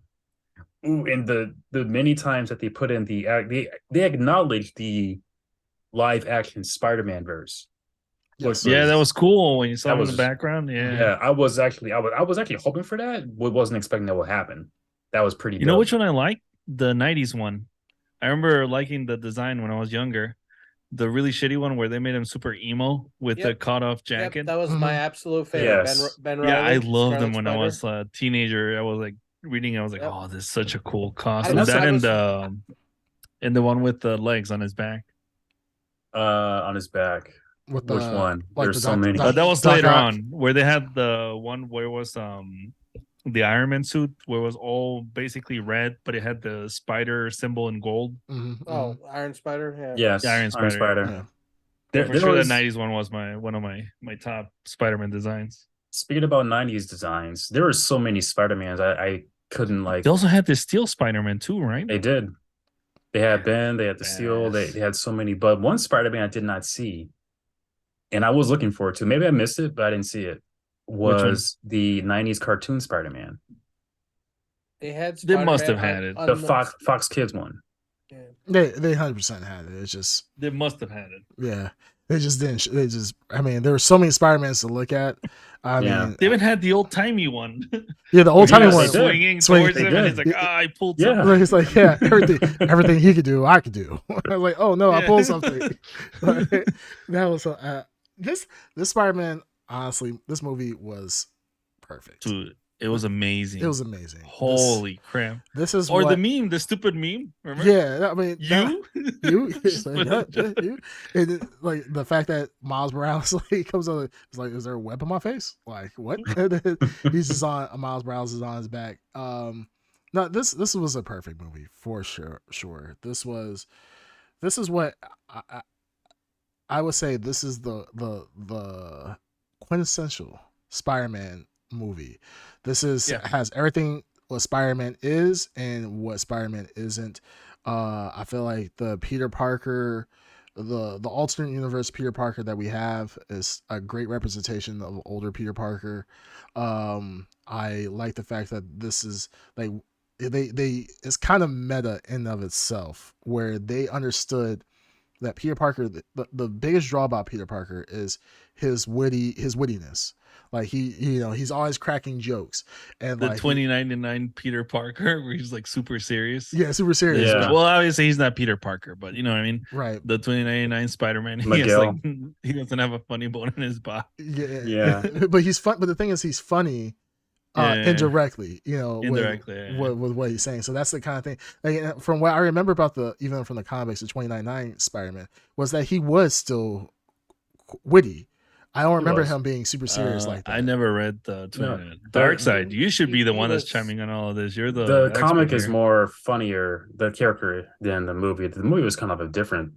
I asked Dark Side, but yes, the comic historian. But go on. No, the comic is there. Yeah, Dark Side. Yeah, Dark Side. So was he funny in the 2099 comics? He was very emo and very like deadpan, and there you go. Boom. He took it very seriously. Up yours, I mean, he was addicted to a drug that's a very dark book. So there you go. Totally shattered everything Ed just said about being witty in the comic. No, I said that he was witty. I didn't say that. Well, no, I said it and agreed, but Darkseid came in and just shatter you both. Yeah, RKO'd the hell out of us. That's what I do. Really quick, we have one of our dedicated viewers, Bandito Mac. Say he's lurking. And he plans on watching this one, so he can't listen to the podcast just yet. Yeah, that's fair. This is a you know how we do it here. Yeah, we all spoilers, baby. All gas, no brakes. So if you haven't watched the movie, I mean, it's kind of late now. We did spoil one big cameo, but there's a lot of... all I know is Uncle Ben dies. Uncle Ben dies. You know what? One of the funniest scenes was when he's in the therapist chair. He's like, then he was dead. He's like, oh no, let me guess, your uncle died. Nobody's like, your uncle died. He waved his hands in the air like, oh, big whoop. That was hilarious. That chase scene. The chase scene was awesome. The villain. Awesome. The way when he became like, extra strong or whatever, the way that they portrayed him, where it was like a painting that was like kind of abstract, and it was like washing all over. I'm like, Jesus, that is such a creative way to show like, someone that's gone insane. Yeah, I didn't even think he was going to be the main villain at first. I thought he was going to be like what they said, the villain of the week. Oh, the week, yeah. I didn't think honestly that Spot was going to be a worthwhile villain overall, because Spot, he looked. At first, he was just a goofy villain, like, hey, watch me, kind of like, hey, I need the spotlight. Spider-Man is just coming with quips and so forth. But when he finally got to the collider and absorbed all of that energy, and then he kind of be like, his personality changed, and he's like, oh, this guy's actually serious. He is. He's basically like a Spider-Man too, because he has like the same quips and everything that Spider-Man does. Yeah. And I like the fact that he somehow, it was weird. I mean, we heard his story and it just seemed like it tied into the first movie, and it was kind of like, oh, okay, this is just a quick thing. But his motive behind it became very serious at the end, and I really kind of enjoyed that this is not going to be just some animated movie where it's just, oh, okay, bad guy, Spider-Man beats bad guy. Oh, okay, everything's back to normal now. This has it seems like this has really big consequences. So I really enjoyed that for sure. But yeah, no, I love this movie. I mean, we can talk more about it, but I kind of want to hear what Darkseid and Green Turner, what you guys got to think about it. No, I really liked it. Yeah, it was outstanding. I couldn't take my eyes off the screen. Like they hit every beat. Everything. Yeah, really good, really, and it nailed from the first movie, the fusion of music and visuals is so well arranged. Really, like, noticeably moves you in the right moment, and they managed to do that again in the sequel. Really impressed. That's a really great point. I didn't I think what they said is when a movie has really good music, you don't notice it. You don't notice exactly. Because it was perfectly timed. Like I heard like the urban kind of like hip hop beats, and then there would be more of like the chase sequence, and the music matched the personality. The personality and energy of the scene. And this is a very kinetic film at times. Yeah, that's and that's another good thing about this movie is that it wasn't static whatsoever. I didn't feel like there's certain scenes like you guys were talking about like Fast 10 where outside of the action scenes it was boring. I did not get that at one time. I'm just like, oh my goodness, I'm so tired of hearing about Gwen's problems or this, that, and the other. Like every single like portion of the movie, and I feel like I don't want to be biased. I'm trying to step out of the bias, but I feel like every portion of the movie and the issues that they were bringing up were good in a sense. It was good for its time. It was perfectly paced. It didn't feel like anything that I was just like, oh, this is just going on. It just felt perfect. The pacing was really well done in this movie, and the themes that they were hitting in the beginning, and they reintroduced it later on, like patching up certain like relationships and this, that, and the other. It didn't feel forced. It felt heartfelt. It felt genuine, which is really hard to hit in a animated movie, I think. I'm thinking back at like DC movies. I don't think like DC movies have the great pacing. The cartoons, they don't. They're good, but this is on another level. This is noticeably well written. This is extremely well written. Well written and tightly written. There's no wasted space here. It feels like in what they put together. It's crazy that they can do like high caliber movies twice in a row. Because the last one was amazing too. Props to what's her name's Lord Miller. Their like Lego movie was amazing, and I didn't think that they could repeat the Lego Spiderman. That was awesome. That was awesome. That was a great. You had the Peter Parker just walk around as a Lego guy. No, that was perfect. That was absolutely really amazing. Cool. Yeah. Now, do you guys think? Okay, so Green Tuner. I don't know. Have you gone? Spider can. Venom. They went into I'll the be honest. Venomverse. I'm just gonna. The Venom lady. Yeah. I was not cool. expecting. That was not. Yeah, I was not expecting. That's why the lady was like nonplussed when she saw the guy coming out of that portal. Like whatever. Yeah. He's like, oh, what? You're not impressed seeing this? Yeah. No, that it made perfect sense. And this, I mean, it kind of scares me because they keep showing these references of Venom being part of the Spider-Verse. Yes, just make peace with it, my friend. Well, it's funny because like even with the Venom, the last movie, they added Venom in, and then No Way Home, they had they kind of retconned that to get rid of that with Venom going back, and it's like, oh well, we're about to do something. Not really. My bad. We're actually just get rid of that, and then it still seems like there is a potential possibility of that happening. There's absolutely a potential of that happening. Which is all owned by Sony. Remember? Yeah. Was there any? And they never showed a. Did they show any? They never showed any Tom Holland. That's what I was about to say. Did they show any Tom Holland? Disney has a hand in half of that. Yeah. You think so? Well, that they showed the Garfield and the Sam Raimi's. Yeah, Sam Raimi's. Yeah, but even the Tom Holland is still Sony. Yeah, but it takes place in the MCU, so whatever characters I imagine they'd have to pay like Disney something to use like a portion of that, I guess. I don't like know. a 5-second clip. Well, couldn't they use of their own movie though? Is it really MCU? I thought it was its own thing, and then they move it in. Well, the character is in the MCU, so the Tom environment Tom Holland's. It was Sony coming into. I don't know. It seemed like Sony was coming into to Disney.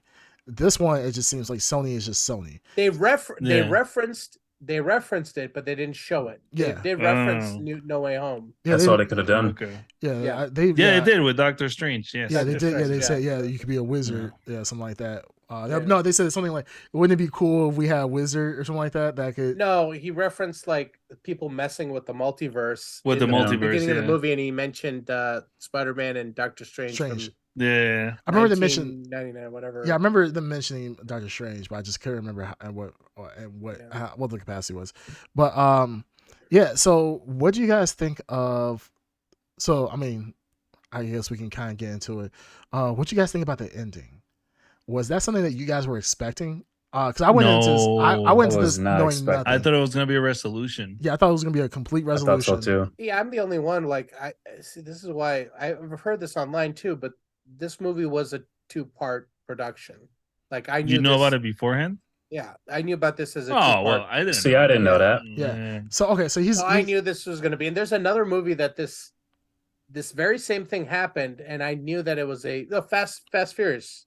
Yes. Yeah. That, Well, that you also also- has a cliffhanger. You gotta stop ending. reading so many. That I things, my knew. friend. Yeah. Well, no, I this is not something I read about like last week. This is something I read about 2 years ago. I know. Stop Exactly what I was gonna fucking say. You reading. gotta stop ruining it for yourself. Yeah. Note to I'm getting a note from 2 years from in the future. Yeah. I'm gonna Okay, stop. well, starting now, stop reading spoilers for things that are gonna come out in next year or 2 Well, years. I don't think it. I don't like. I say it didn't bother me. Like at a certain. Okay. Well, I'm I'm watching sure the it movie. did. No, because I'm watching the movie, and 2 hours and 15 minutes into it, there's obviously Whoa. no I didn't know third how act. How long? There's This no movie third was act really long compared to resolution. the last one. It's very long. Yeah, I The didn't last know one it- was only like an hour, right? Or an hour and a Or it half. was really maybe. short. I don't remember. I don't Last remember how movie long. wasn't as long as this one. I didn't know it was For going to sure. be that long. I went into the movie and they told me it was going to be 2 hours. Like, wait, what? Is there this the right movie? I didn't check the playtime, and I was amazed that 2 hours had passed by. Yeah, it didn't even feel like 2 hours passed by. I'm trying to look to see. Yeah, the first movie was 2 hours, 1 hour 56. The first one was 2 hours. Yeah, Oh Didn't my feel like bad! 2 I thought it hours. was shorter. and then Across the Spider-Verse is 2 hour 20 minutes. But I mean, it kind of has to be that long. I could. Yeah, the first one. I think what it comes down to is movies like this, like especially when there's no time wasted. It has to be kind of long. there is like- no fan. They don't hold your hand. If you don't know the character, then good luck to you. Yeah. The random characters that they introduce, they're just focusing on the main guys. They don't waste time introducing people that they already know. Everyone that is watching the movie knows. Now, I don't know who you guys went with, but I went with my wife and By myself. Okay, so I went with my wife and I went with family members, and Yeah. my wife was sitting there talking about who's that, and I'm like, Oh. shit. I don't think she saw the Into the Spider-Verse, so I was like, yeah, Spider-Man as Miles Morales. He's a pretty much a black and Hispanic Spider-Man, and she was like, huh? Mm. She's like, where'd they do that at? I was like, you know what? Just watch the movie at this point. And I'm gonna have to watch Into the Spider-Verse with her. She didn't find this movie exciting. She thought it was boring. But the thing Well, is, she's not a Spider-Man. she's not a fan. Spider-Man fan. She's not a comic Yeah. book fan. She thought the music was really good, but she was like, yo, this is really good music. But yeah, I mean, you gotta think about it. You're coming into a movie where you don't know the characters. You don't know. They're really building off of the first movie storyline. Yeah. So Yeah. it's like, think about you're watching Star Wars and then you're watching the third movie, kind of like, what the hell happened? Who's this Luke Skywalker guy? And why is he fighting Mhm. his father? Like, it doesn't make any sense. Like, how does he have these powers? What's a Yoda? Like, there's certain things that you just be kind of lost in at that time. So, yeah, she didn't enjoy it, but yeah, I do agree. This movie didn't hold hand. It didn't hold your hand. That intro at the very beginning with like Gwen, like that was kind of the quick way of kind of figuring out what happened, but Yeah. it wasn't something like, oh my goodness, like it glossed over so much. So it's kind of, and then the story with like Miles and his uncle, it really glossed over a lot. So I appreciate that. Like, don't waste time. Like, if we're going to like this is Lord of the Rings, the second movie. Like, I don't want you to go through a whole ass movie or whole ass recap. Like, just get into it. Like, if you didn't watch the first movie, fuck it. Like, that's on you. Like, when I watch Twilight, you know what I'm saying? Like, Twilight, just get to it. I want to see my sparkly vampires. If I don't see grown ass wolves fighting vampires, I don't want it. You know what I'm saying? Like, Fighting sparkly vampires. yeah, hey, shut the fuck up, Ed. Like, I'll stick to my blade. Yeah, you stick to your blade that just got that can't get a writer and can't get a director. So I didn't say what blade, but I'm sticking to my blade. I mean, I know. Which is your blade? Yeah, which is your My blade is Wesley Trey. Snipes. No, I was thinking the one from Spike TV. What's his name? No. Sticky Fingers. No. Sticky Fingers. Yeah. Sticky Fingers. I said blade, not butter knife. Yeah, he was the ball blade, and it was like, oh god, are you Nick Fury? Like, what are we doing here? This is Nick Fury. This is Blade, or is this some random black guy with the bald head that they picked up? Crazy times. So I mean, what you guys think of like the action sequences? What you guys think about those? Did you feel like those got like those scenes? So they encapsulate what Spider-Man is, and did they have in between the different Spider-Man? Did you feel like this was a true representation of what Spider-Man, Spider-Women really are in this universe? I would think so. It's kind of. I keep trying to like put it into a live action concept, and I can't do that because I don't think it doesn't would exist. Well, it would be different. It would be definitely different. It wouldn't pop as much. This is literally like a comic book. Yeah, obviously. Yeah. But it's like a little comic book coming to life with like the big splash words and the wild, vivid colors and the different art styles. Oh my god! Surprisingly, I didn't go see this movie high, but the next time I watch it, I need to be high. Because holy moly, some of those visuals are insane. Yeah, they are insane. But I love all the action scenes. It didn't seem like they put the brakes. They may have like coasted a little bit, but they didn't put the brakes on. Yeah, no. This was just constantly moving. Yeah, but it wasn't like that.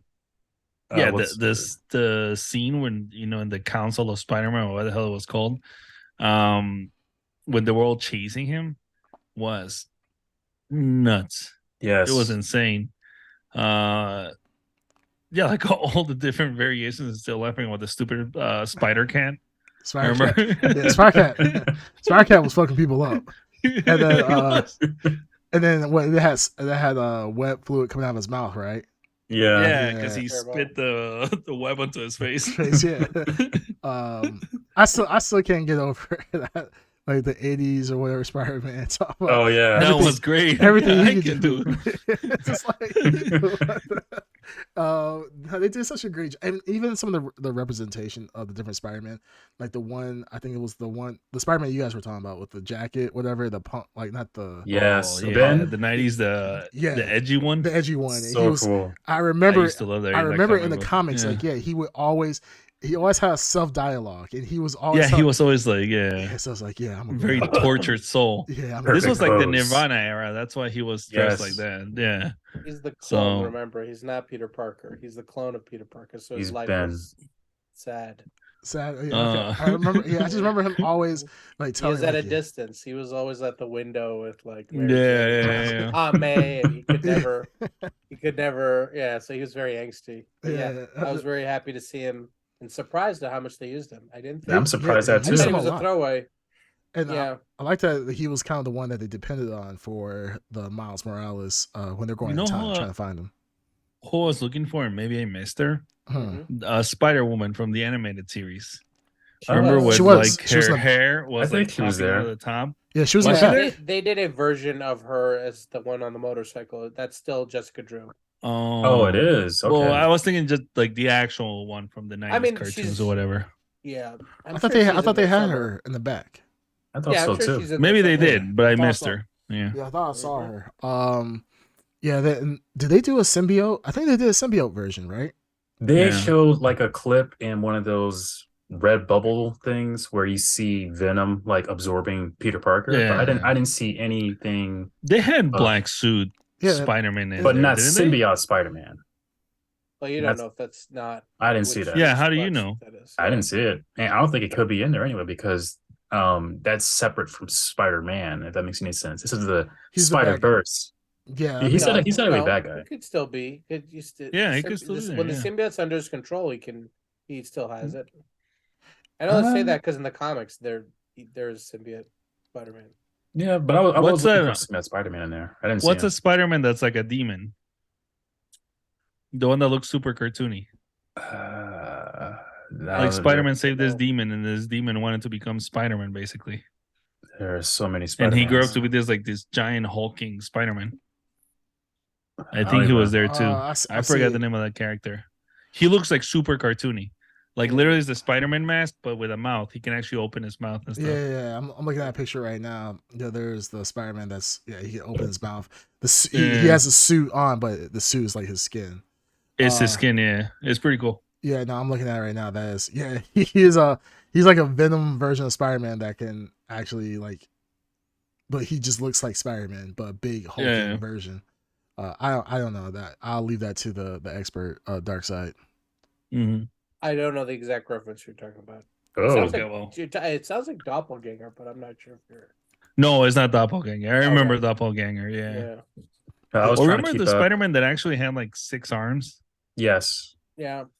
Yeah. he was it's also writ- in the cartoon. that was pretty Spider-Man. cool. It's drawn by Ed McGuinness. The Demon McGinnis. Spider-Man? Oh, Yeah, Demon it's Spider. super muscular. Yeah, super muscular. Yeah. Yeah. It's Ed McGuinness, baby. Yep. Amazing Spider-Man number 18 from 2023. I guess they reissued this, or maybe they drew a new one. But yeah, no. Yeah, I would say I really liked the story. I thought the story was excellent. I was surprised at the villain. We talked about we were all surprised that Spot is the villain. Yes. Because from the first movie, I was expecting them to have the same villains as the comic book Spider-Verse, but which made a lot more sense. But this felt organic to the story they were telling. Yep. So It did. I am happy. I still want to see the inheritors show up, but I like the idea of this spider society being a result of the Miles, first movie. yeah, The Miles incident, and Miles being an anomaly. an anomaly. I like that because I was looking around for other Miles, and I like that they explained that he is. And I love how that twist with his DNA affects the end of the movie. Yes, that was wild. That was loved a it. It twist. Took me, when that moment happened, and it's well executed because you have 3 characters, I think, in 3 different points, and you think they're all on the same point until the story beat hits. Yep. And it's really well executed. Yeah, I did not see that coming. I love that twist.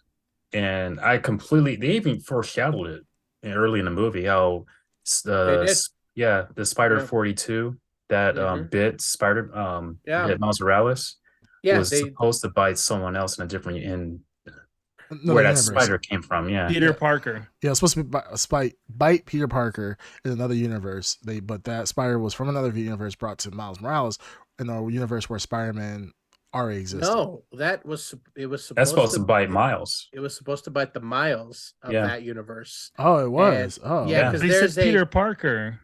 No, the Vampire Spider-Man said Peter Parker. I thought it was Miles. No, it's Miles. Because no.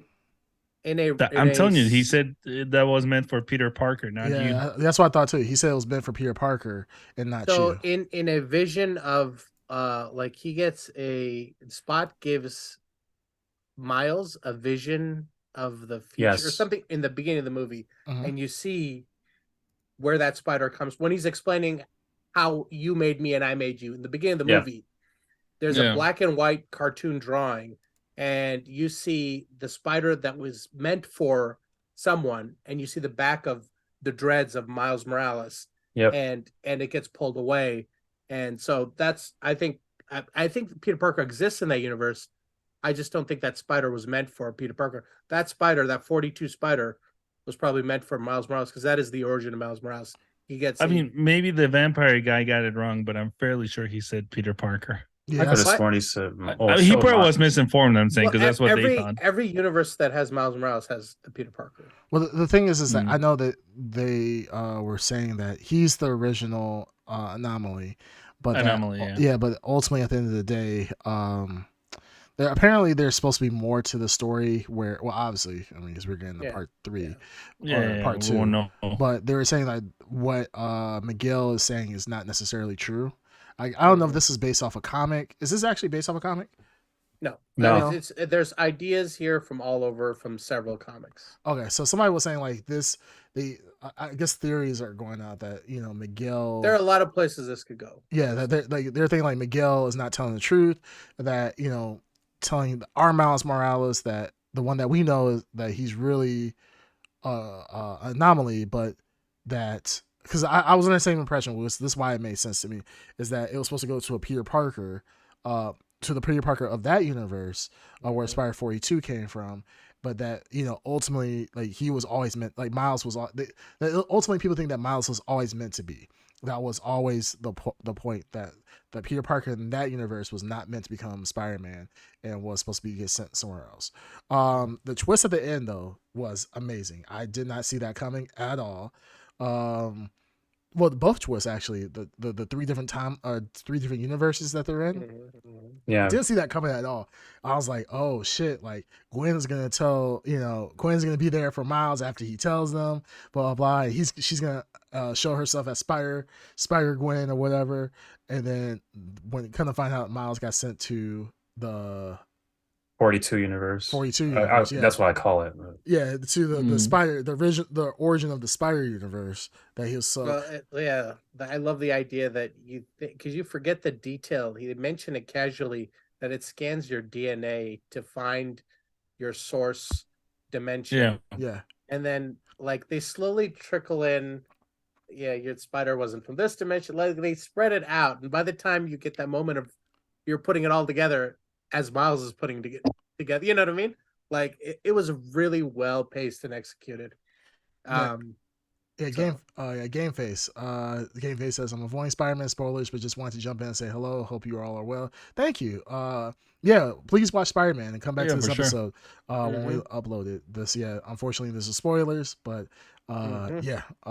please come back. Thank you for stopping by at least. Yeah, thanks, Game Face. But I see. The thing is, when they were talking about his DNA, I wasn't thinking about the spider like at all. I was thinking about Miles. Neither was I. I was like, well, you know whose DNA that is?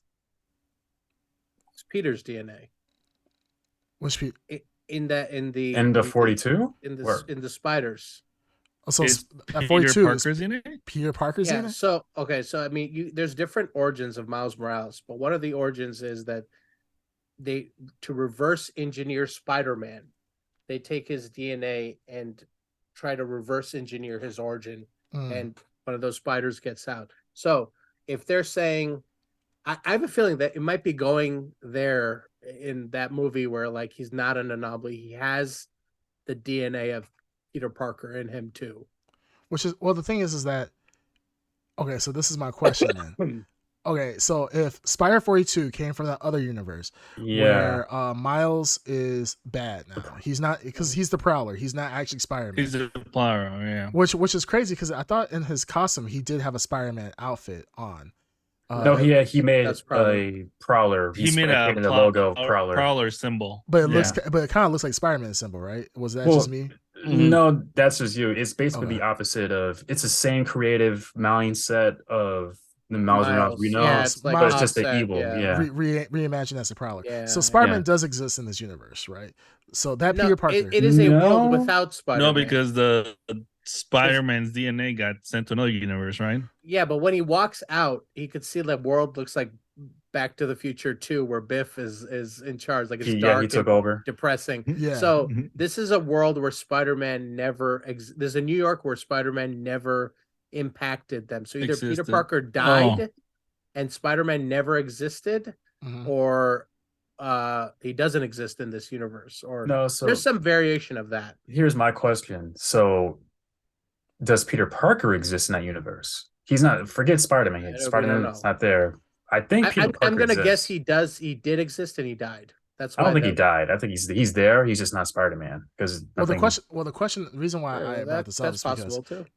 Because what Darkseid said that, and this doesn't mean that it's true just because it happened in the comic, but since they reverse engineered Spider-Man's DNA and put it into Spider 42 to recreate Spider-Man, does that mean that at that point, if Spider 42 came from that universe where Miles is now the Prowler, that means that Spider-Man had to exist at a certain point.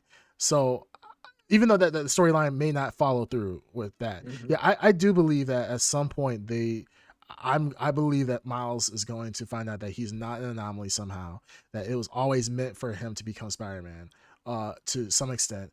I wouldn't be surprised, like, because Peter Parker was a genius at that time. Somehow Peter Parker knew about what was happening and made Miles Spider-Man in that timeline because he knew something was going to happen. That's yeah. Go ahead. Good. No, go ahead. No, I was going to say that that's also kind of the origin of Spider-Man 2099 too. They're trying to reverse engineer superheroes in the future, and they splice his DNA with Peter Parker's, but it's tampered with. That's why he's a vampire. Right. That's why he's got like Yeah. So he's like, he has all of Spider-Man's powers, but he has this like side effects. Yeah, it's like it's really messed up. Like he's addicted to a drug, and in order to reverse that, he tries to rewrite his DNA. And there's a guy in the lab who rewrites his DNA and tampers with it, and it creates the 1 in a million Spider-Man variation that he becomes, where he's kind of basically a vampire. What if that scientist is Peter Parker? Well, they reference the company a lot. It's Alchemex. The first fight happens at Alchemex, and the collider collapses in the India universe at Alchemex. Alchemex is really important to Spider-Man 2099. I think that's going to come around again. Alchemex, I don't know if they created the Spider 42. It could have been Oscorp. I don't remember. I think it was Oscorp in Ultimate, but Alchemex is they keep referencing it, and I know it's big for 2099. I'm just curious about that. Yeah, they really don't go too much into the story of 2099 outside of him, trying to change a canon event, or they allowed a canon event to happen, but he placed it and then caused the whole that whole universe to collapse. I love that idea. The canon that was event. actually the canon event idea was so that was really good. Yeah.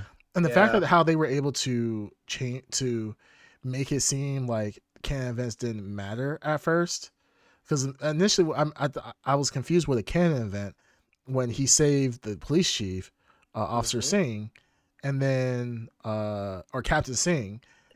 Yeah, and then when they tried to hold back the canon, or the world pretty much imploding on itself, I was like, oh well, that's just Spot coming in and messing things That's up. what I thought too. Yeah, and not knowing that actually Miles is the reason behind that, and they turned those canon events into something dangerous, and that only person that would allow those things to happen, because it seems like the only person that will allow those canon events to happen, or only person that will stop those canon events, is Miles.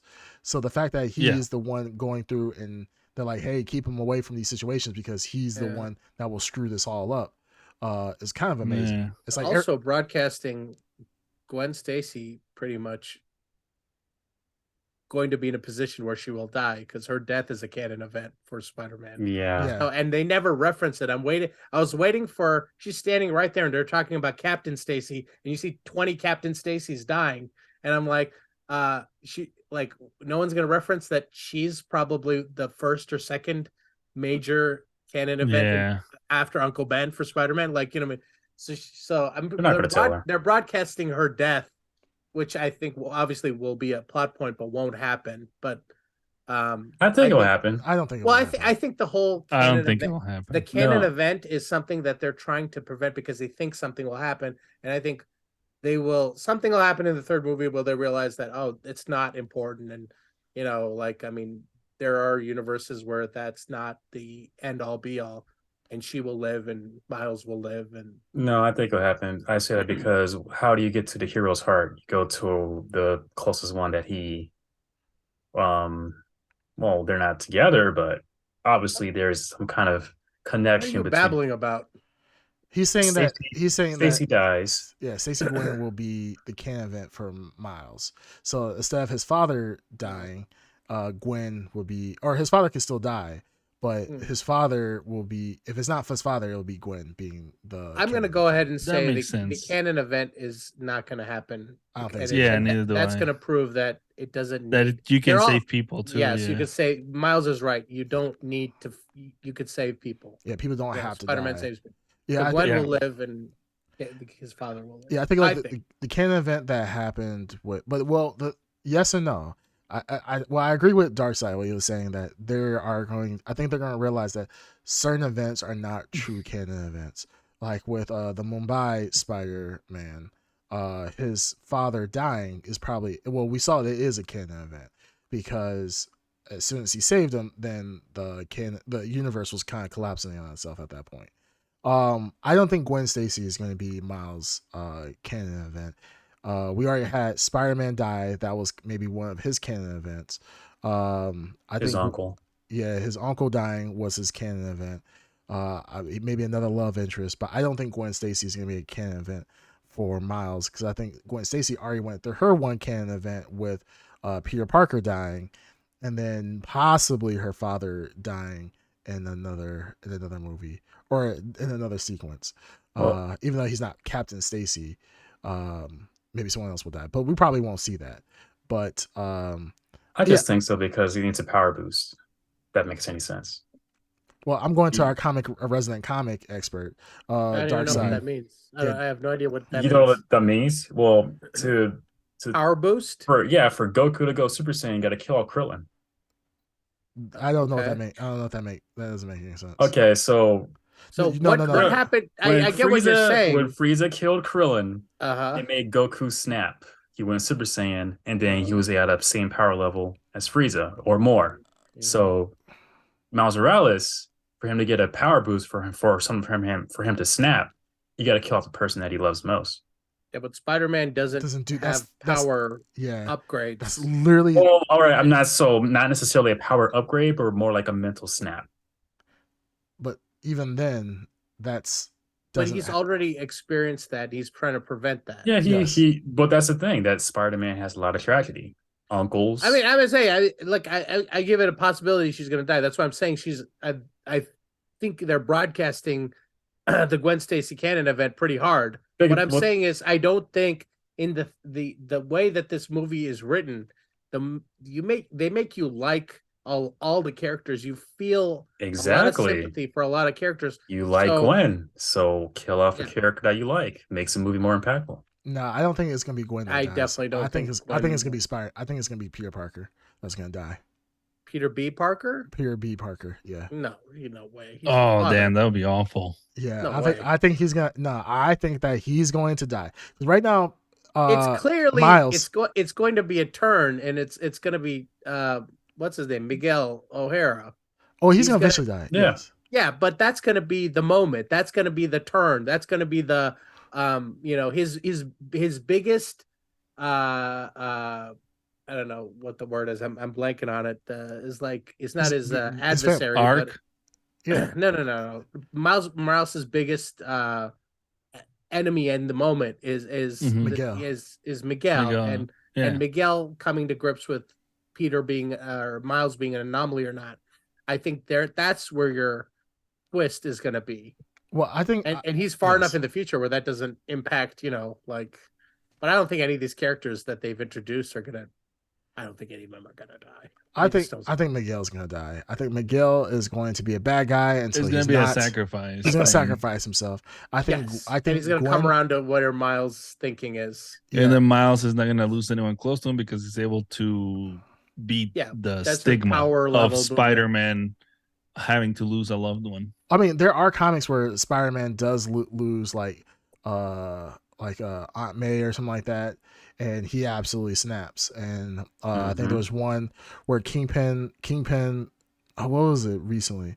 I think Kingpin either threatened Aunt May and put her into like critical condition, and I don't think she dies. And then he snaps. Yeah, Spider-Man pretty much snaps. and to a point where he's literally like beating the shit out of Kingpin and beating the shit out of everybody, and pretty much threatening. Like he's now, Spider-Man usually is not one to threaten, but he actually threatens like if you ever come around again, like if you don't leave New York, if you ever come around again, I will kill you, type of stuff. But that's not typical Spider-Man. That's literally my version of Spider-Man. I'm like, yeah, like beat up people and really threaten them and actually kill them, but he's the Superman of the DC universe. He's always the light-hearted, everything bad happens to him, but he always finds the positive out of everything. Mm-hmm. So I don't think with Miles Morales, I don't think his parents are gonna die.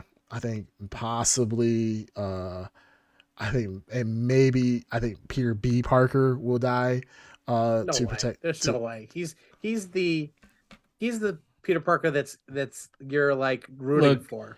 Yeah, if he dies, I'm gonna pull a Ned and I'm gonna walk halfway. Whoa! That's a young not Ned is what I'm gonna pull. I would have said if they showed him without Mayday, I would have been okay. But let's say showed Mayday, you want. Like, there's no way this Sony animation movie is going to do that. They're not. No. Nah, okay. They don't have the balls. Let's okay. Hey, Creamcast. All right, this is not a Snyderverse. This is not a Snyderverse. Yeah, I mean, that was coming. He's like, what if the baby died? I was like, fuck off. What if he? Okay, the baby dies and. Okay, so hear me out. He dies. So hear me out. I think what's going to happen is he's going to be swinging around, Peter P. Parker. He's like he's not supposed to take the baby. He falls off and accidentally he forgets to turn around like an alley cat to land on his back, and he lands on Mayday, and boom. Yep. And then it starts to rain and dark clouds. Is that her name, Mayday?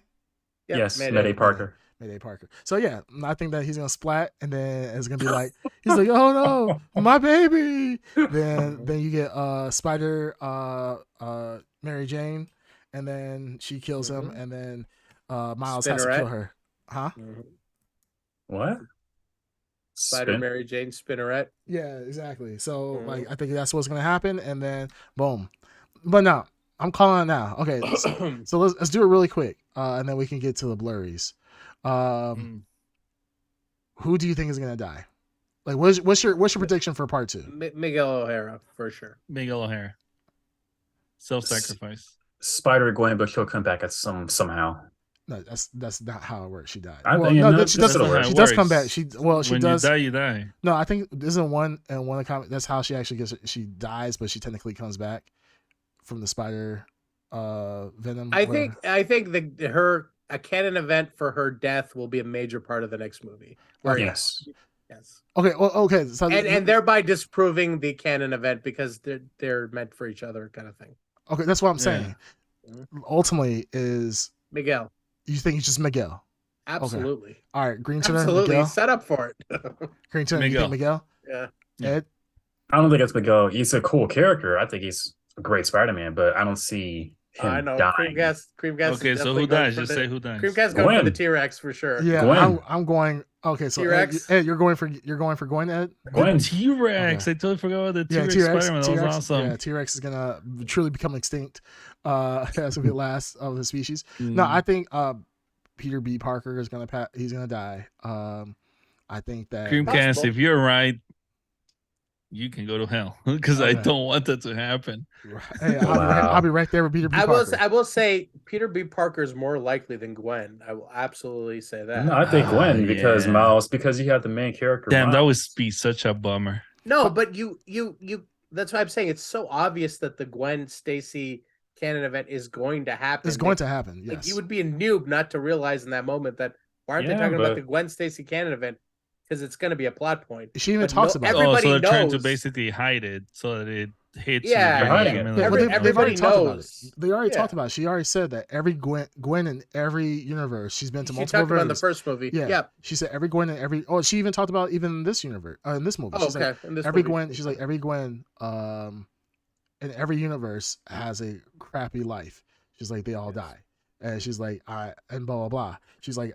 I think she said something about like the fact that it was supposed to happen to her, but instead of her dying, it was Peter. Yeah. So I think that it will come about where either she becomes the canon event. She's the canon event, maybe she's not the canon event for Miles. So. Yeah, for Miles, and not canon event in her own time. Yeah. we'll see. That's what I think. But again, this whole can event thing is that's the whole point of this movie.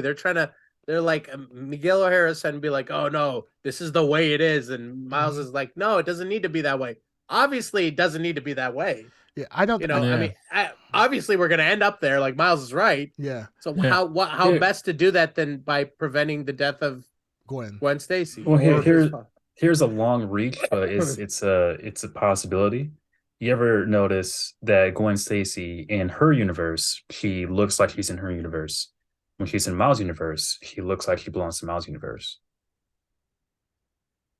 But it's never the other characters. Peter B. Parker does the same thing. Yeah, everybody. Yeah. No, Peter B. Parker looks like, when you see him in his universe, he looks like exactly it looks the like same Miles' as the universe. people from Miles' universe. Yeah, but the other characters don't look like they're from Miles' universe. Peter B. Parker alone disproves your theory. No. Unless you're saying there's some kind of gay sub theory. I did not mention anything about that. Well, where are we getting at? What were you getting at, though? So I think that Gwen is going to die because she is canon to Miles. Every time she's in the Miles universe, she looks like she belongs in the Miles universe. But when she's in her universe, she has that watercolor effect on her. But that's her universe. That is her universe. But you ever notice that every character that comes out of their universe is drawn Miles? From, No, they look like they still belong to their universe, not Miles. But Miguel O'Hara looks like he's a regular dude. Yeah. When he looks a little bit different.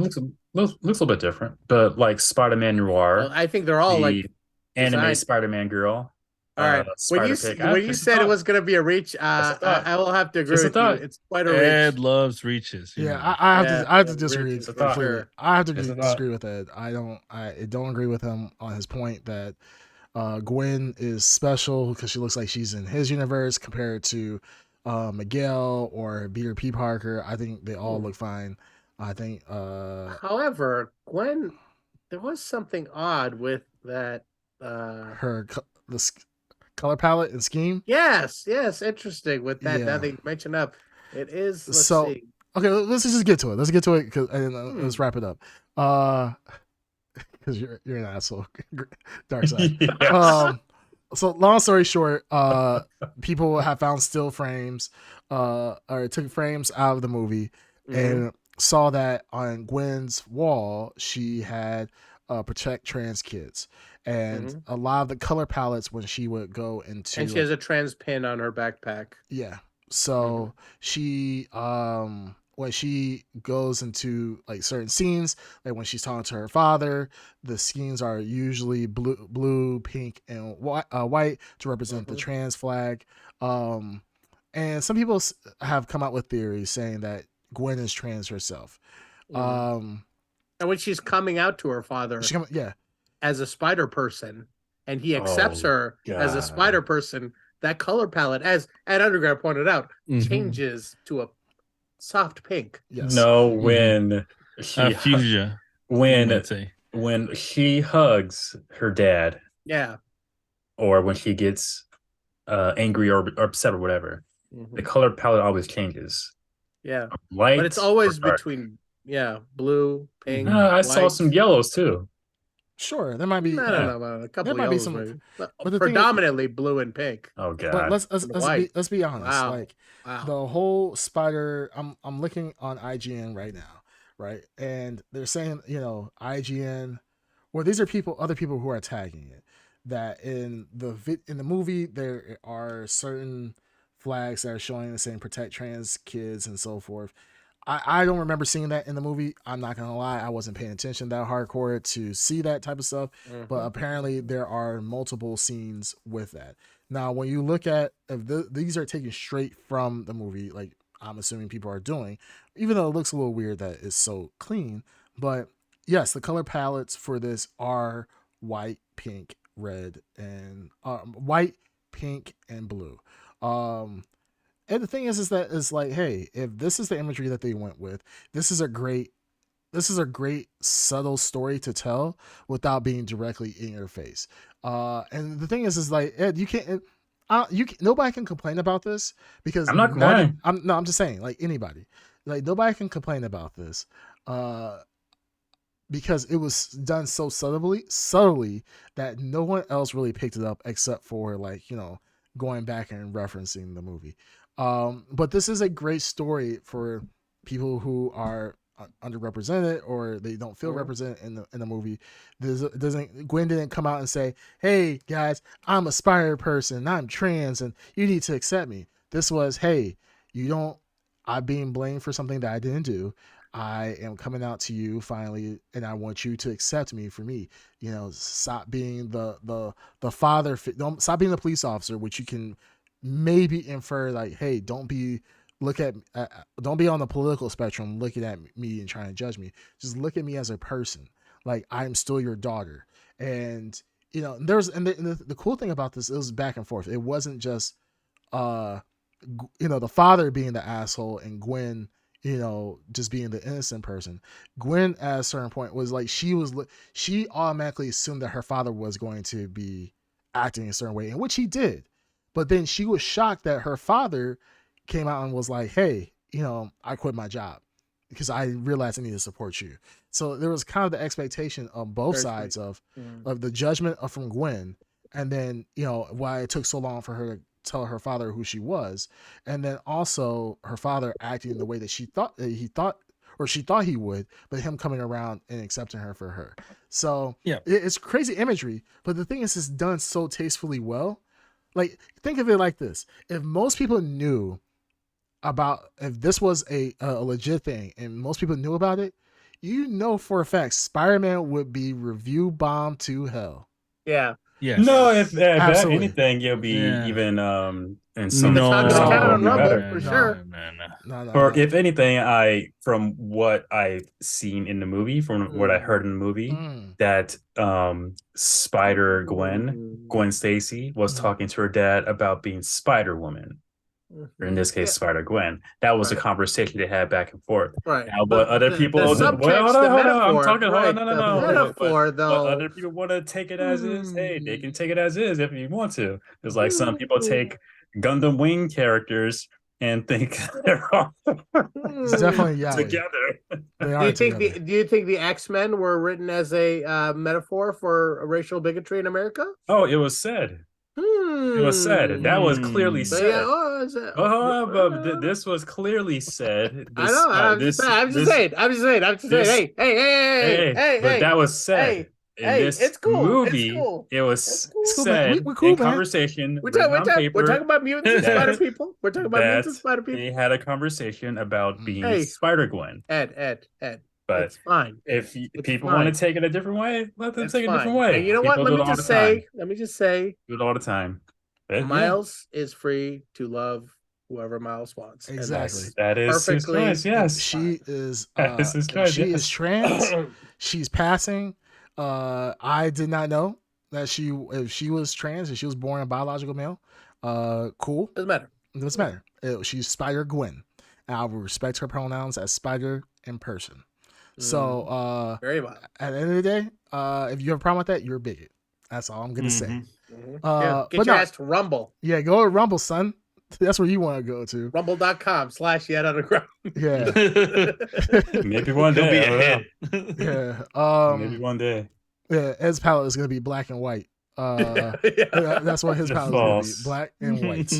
But no, I think it was if that is the imagery and that's what they were planning to do, I think it was very tastefully done.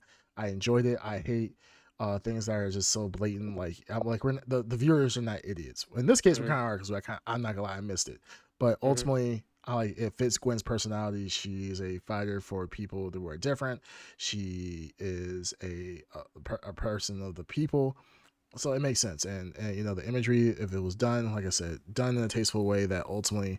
Like I said, this makes it. I'll agree with you. If that is the beating, this makes it so much better. I like ambiguous. I love ambiguous endings, and I love ambiguous things in movies. I like when the creators give you enough of the content for you to draw your own conclusions. Conclusions and endings. Yeah. So I love that stuff. So if this is done, you're absolutely right. tastefully done, really well. Yeah, just like Inception. People love the I fact was that thinking that too. Inception, you don't know the ending, you don't know what happens. This is perfect, and like I said, I don't want a movie to come out or just be like, Gwen Stacy is trans. Like, if this is done, like, because I don't need to know about Miles and his sexuality either. I don't care if he's straight, gay, bi, whatever. I don't need to know that. He likes who he likes, and he is who he is. And if Gwen is whoever she is or they is, then that's fine. Yeah, that's cool. So yeah, that's cool. All right, really quick, let's give some blurries and let's get out of here. Alrighty. All right, let's kick it off. Green Tuner, since you spoke up, let's go ahead and let's kick it off, baby. All right, this one's hard because I want to give it a 10, but I hand them out like candy. I'm gonna say 9.5. Just give it the damn rating. Like, yes, you are liberal. You are very liberal. 10 out of 10. 10 out of 10 for me too. 10 out of 10. 10 out of 10. 10. Easy for me. Yeah, it's super easy. What about you, Ed Underground?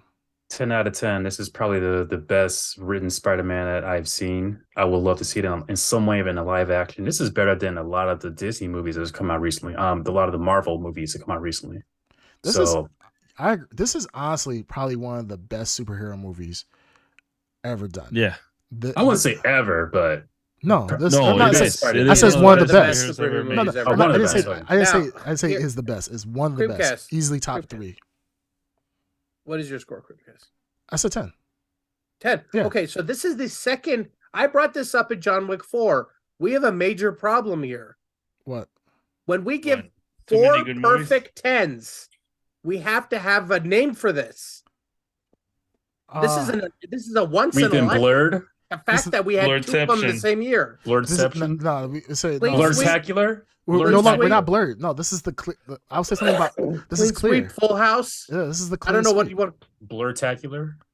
We'll call it clean sweep for now, but we need to have clear blur tier. Like this is an achievement. I told Hollywood this. When John Wick 4 got 4 10s on the Blurred podcast. Yeah, unheard of. Yeah, the fact that this guy. True.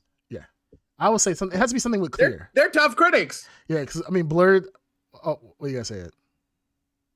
Godlike combo. Can you just mute Ed? Guys, we gotta kick him. Why do you ask? Why do you ask? When he's thinking, we should just mute him. Yeah. As soon as we see a thought being formed, we're like, "Yep, just go ahead and mute him." We'll do a voiceover. My train of thought has been derailed now.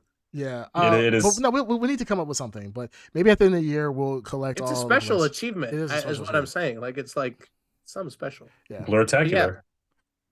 Nah, I wanna piggyback on something. Sure. I don't know if I would. It's going back and forth for me if it's the best Spider-Man movie I've ever seen. Excuse me. The first one I would consider to be the best, just because it has that passing of the torch done so well for between Peter and Miles. This one is like I'm like interchangeable. They both do things so well. But for me, I think the first one is still my favorite Spider-Man movie. It has, I mean, this I can't really say deter anything against this movie, but that one, slight edge. I think this one edges out for me only because the first one is good. Now, as far as origin stories, I think this is probably the best Spider-Man movie, or the first one was the best Spider-Man origin story that we've had. But this one edges out slightly because I think it took everything that was done in the first one, but made it better. It kept the same pace or better, and it kept everything, like I said, it just kept everything what we liked in the first one exactly the same, or it improved upon it. So that's the one thing. That's why I say the second one is better, which is very rare. But yeah, it has gotten better over time. So I would say the first one, I would say they're in the top Spider-Man movies for sure. I don't know what order I would put them in, but out of Spider-Man movies, these are easily top 3. Yes, I agree with you. Top 3. Yeah, and as far as all superhero movies, this is easily, and I said top 3. I would say top 5 for sure. I don't know. That's a big ask. It's a big ask. Now I will have to do some top really 5. Top 5 of all superhero movies. All superhero movies. Wouldn't be able to say that. We can make that episode later on. Maybe we could think about it and think of what the top. Maybe if there's a giant centennial anniversary coming up. Yeah. Okay. But okay, well, we could discuss about this later. Ed, any thoughts on that topic? Green Tutor, any thoughts on the topic? No, No. Not at the moment. All right, cool. not at the moment. All right. Well, that was Spider-Man Into the Spider-Verse. No, Across the Spider-Verse. Really, really great episode. Or really good movie. I mean, we already said all 10s across the board. If you haven't got a chance to see it, I would highly recommend seeing it in movie theaters. The audio in my movie sucked at the beginning for the first part. I heard that was an issue for a lot of people in the Spider-Man movie, or who went to go see it in theaters. That first fight scene with Vulture, with the Renaissance Vulture. No, That I was didn't so have an issue. cool. Yeah, it was cool, but the audio was kind of low at that point. And Oh, yeah, okay. it kind of sucked. But it got better throughout the rest of the movie. That's my theory. He looked the same in his from his universe, but he was in Miles. But go on. All right. So I had no audio issues, so maybe mine is in a different universe. yeah, maybe. Maybe Maybe. you're hearing us from a different universe. It's crazy. Mm. But yeah, so ultimately it was whatever. But yeah, no, I recommend for our listeners, please watch it in theaters. It is a great experience. Yeah, it was just a great experience. I think it's gonna be hard to kind of match that experience in your home unless you have a really nice setup, like some people on this podcast. But it is what it is. All right. Unless there's anything else to add, Ed, go ahead, take us out. Well, ladies and gentlemen, this has been episode 87 of the Blurred Podcast. As always, you can hear our podcast on all major podcasting platforms, and you can also chat with us live on twitch.tv/Blurred Podcast. Catch you later, Spider Catch you Baby. later, baby. I didn't think you could get any Better? any worse, but Any better? It gets better over time. The one thing that you do, you just never disappoint. Yeah, Is you're that good? You're our Gwen. Yeah, like, No, I'm definitely Miles Morales. you're definitely Gwen. Black and you're Mexican. not Miles I'm definitely black Morales. and No, you're not. Mexican. No, Who here has No. worn a black and who here has worn a Miles Morales costume? This guy. What does that matter? I'm Miles Morales. Why would we tell people that we were wearing a Miles Morales costume? That's the whole point of Spider-Man, is to be discreet. So any of us can be Spider-Man. We're just not going to tell people. You just went out there. You were like that little kid. I think I'm the most qualified. You were the. What are you trying to say? What are you trying to say? Ed? That's Are you trying the suit doesn't? Bitch's only defense. Yeah, are you trying to say the suit won't fit us? Look, I'm pretty sure there were fat Spider-Mans in the Spider-Verse, okay? I'm just saying. Ed, you're more like Spiderman. You're Spiderman. I'm the only black and Mexican on here. Oh, that's what you're going. Yeah, on. that's yeah. Now, when I want to just go back to that. Your genetics. How much, quote unquote, Mexican would you say is percentage of your genetics? Enough of it. Okay, that's what I thought. Yeah, That's what I thought. yeah. That's what I thought. He's gonna do a 23andMe and find out he's only like 1% Mexican. No, He'll be I like, think he had like a Taco Bell gordita crunch this afternoon, and he thinks he's it's got a little Mexican. You'll kill El Taco Bell or whatever. You'll Like- kill El Taco Bell. Yeah, you're about right. Taco Bell. Yeah, exactly. So yeah, but anywho, all right, guys, it's been fun. Blur you guys later. See, that was a little extra for you. Blur you a little later. extra. Yeah, y'all gonna like that. It's like the behind the scenes of what the shit we talk about. Mm-hmm. But anyways, all right, blur you guys. Blur you later. Blur you guys later.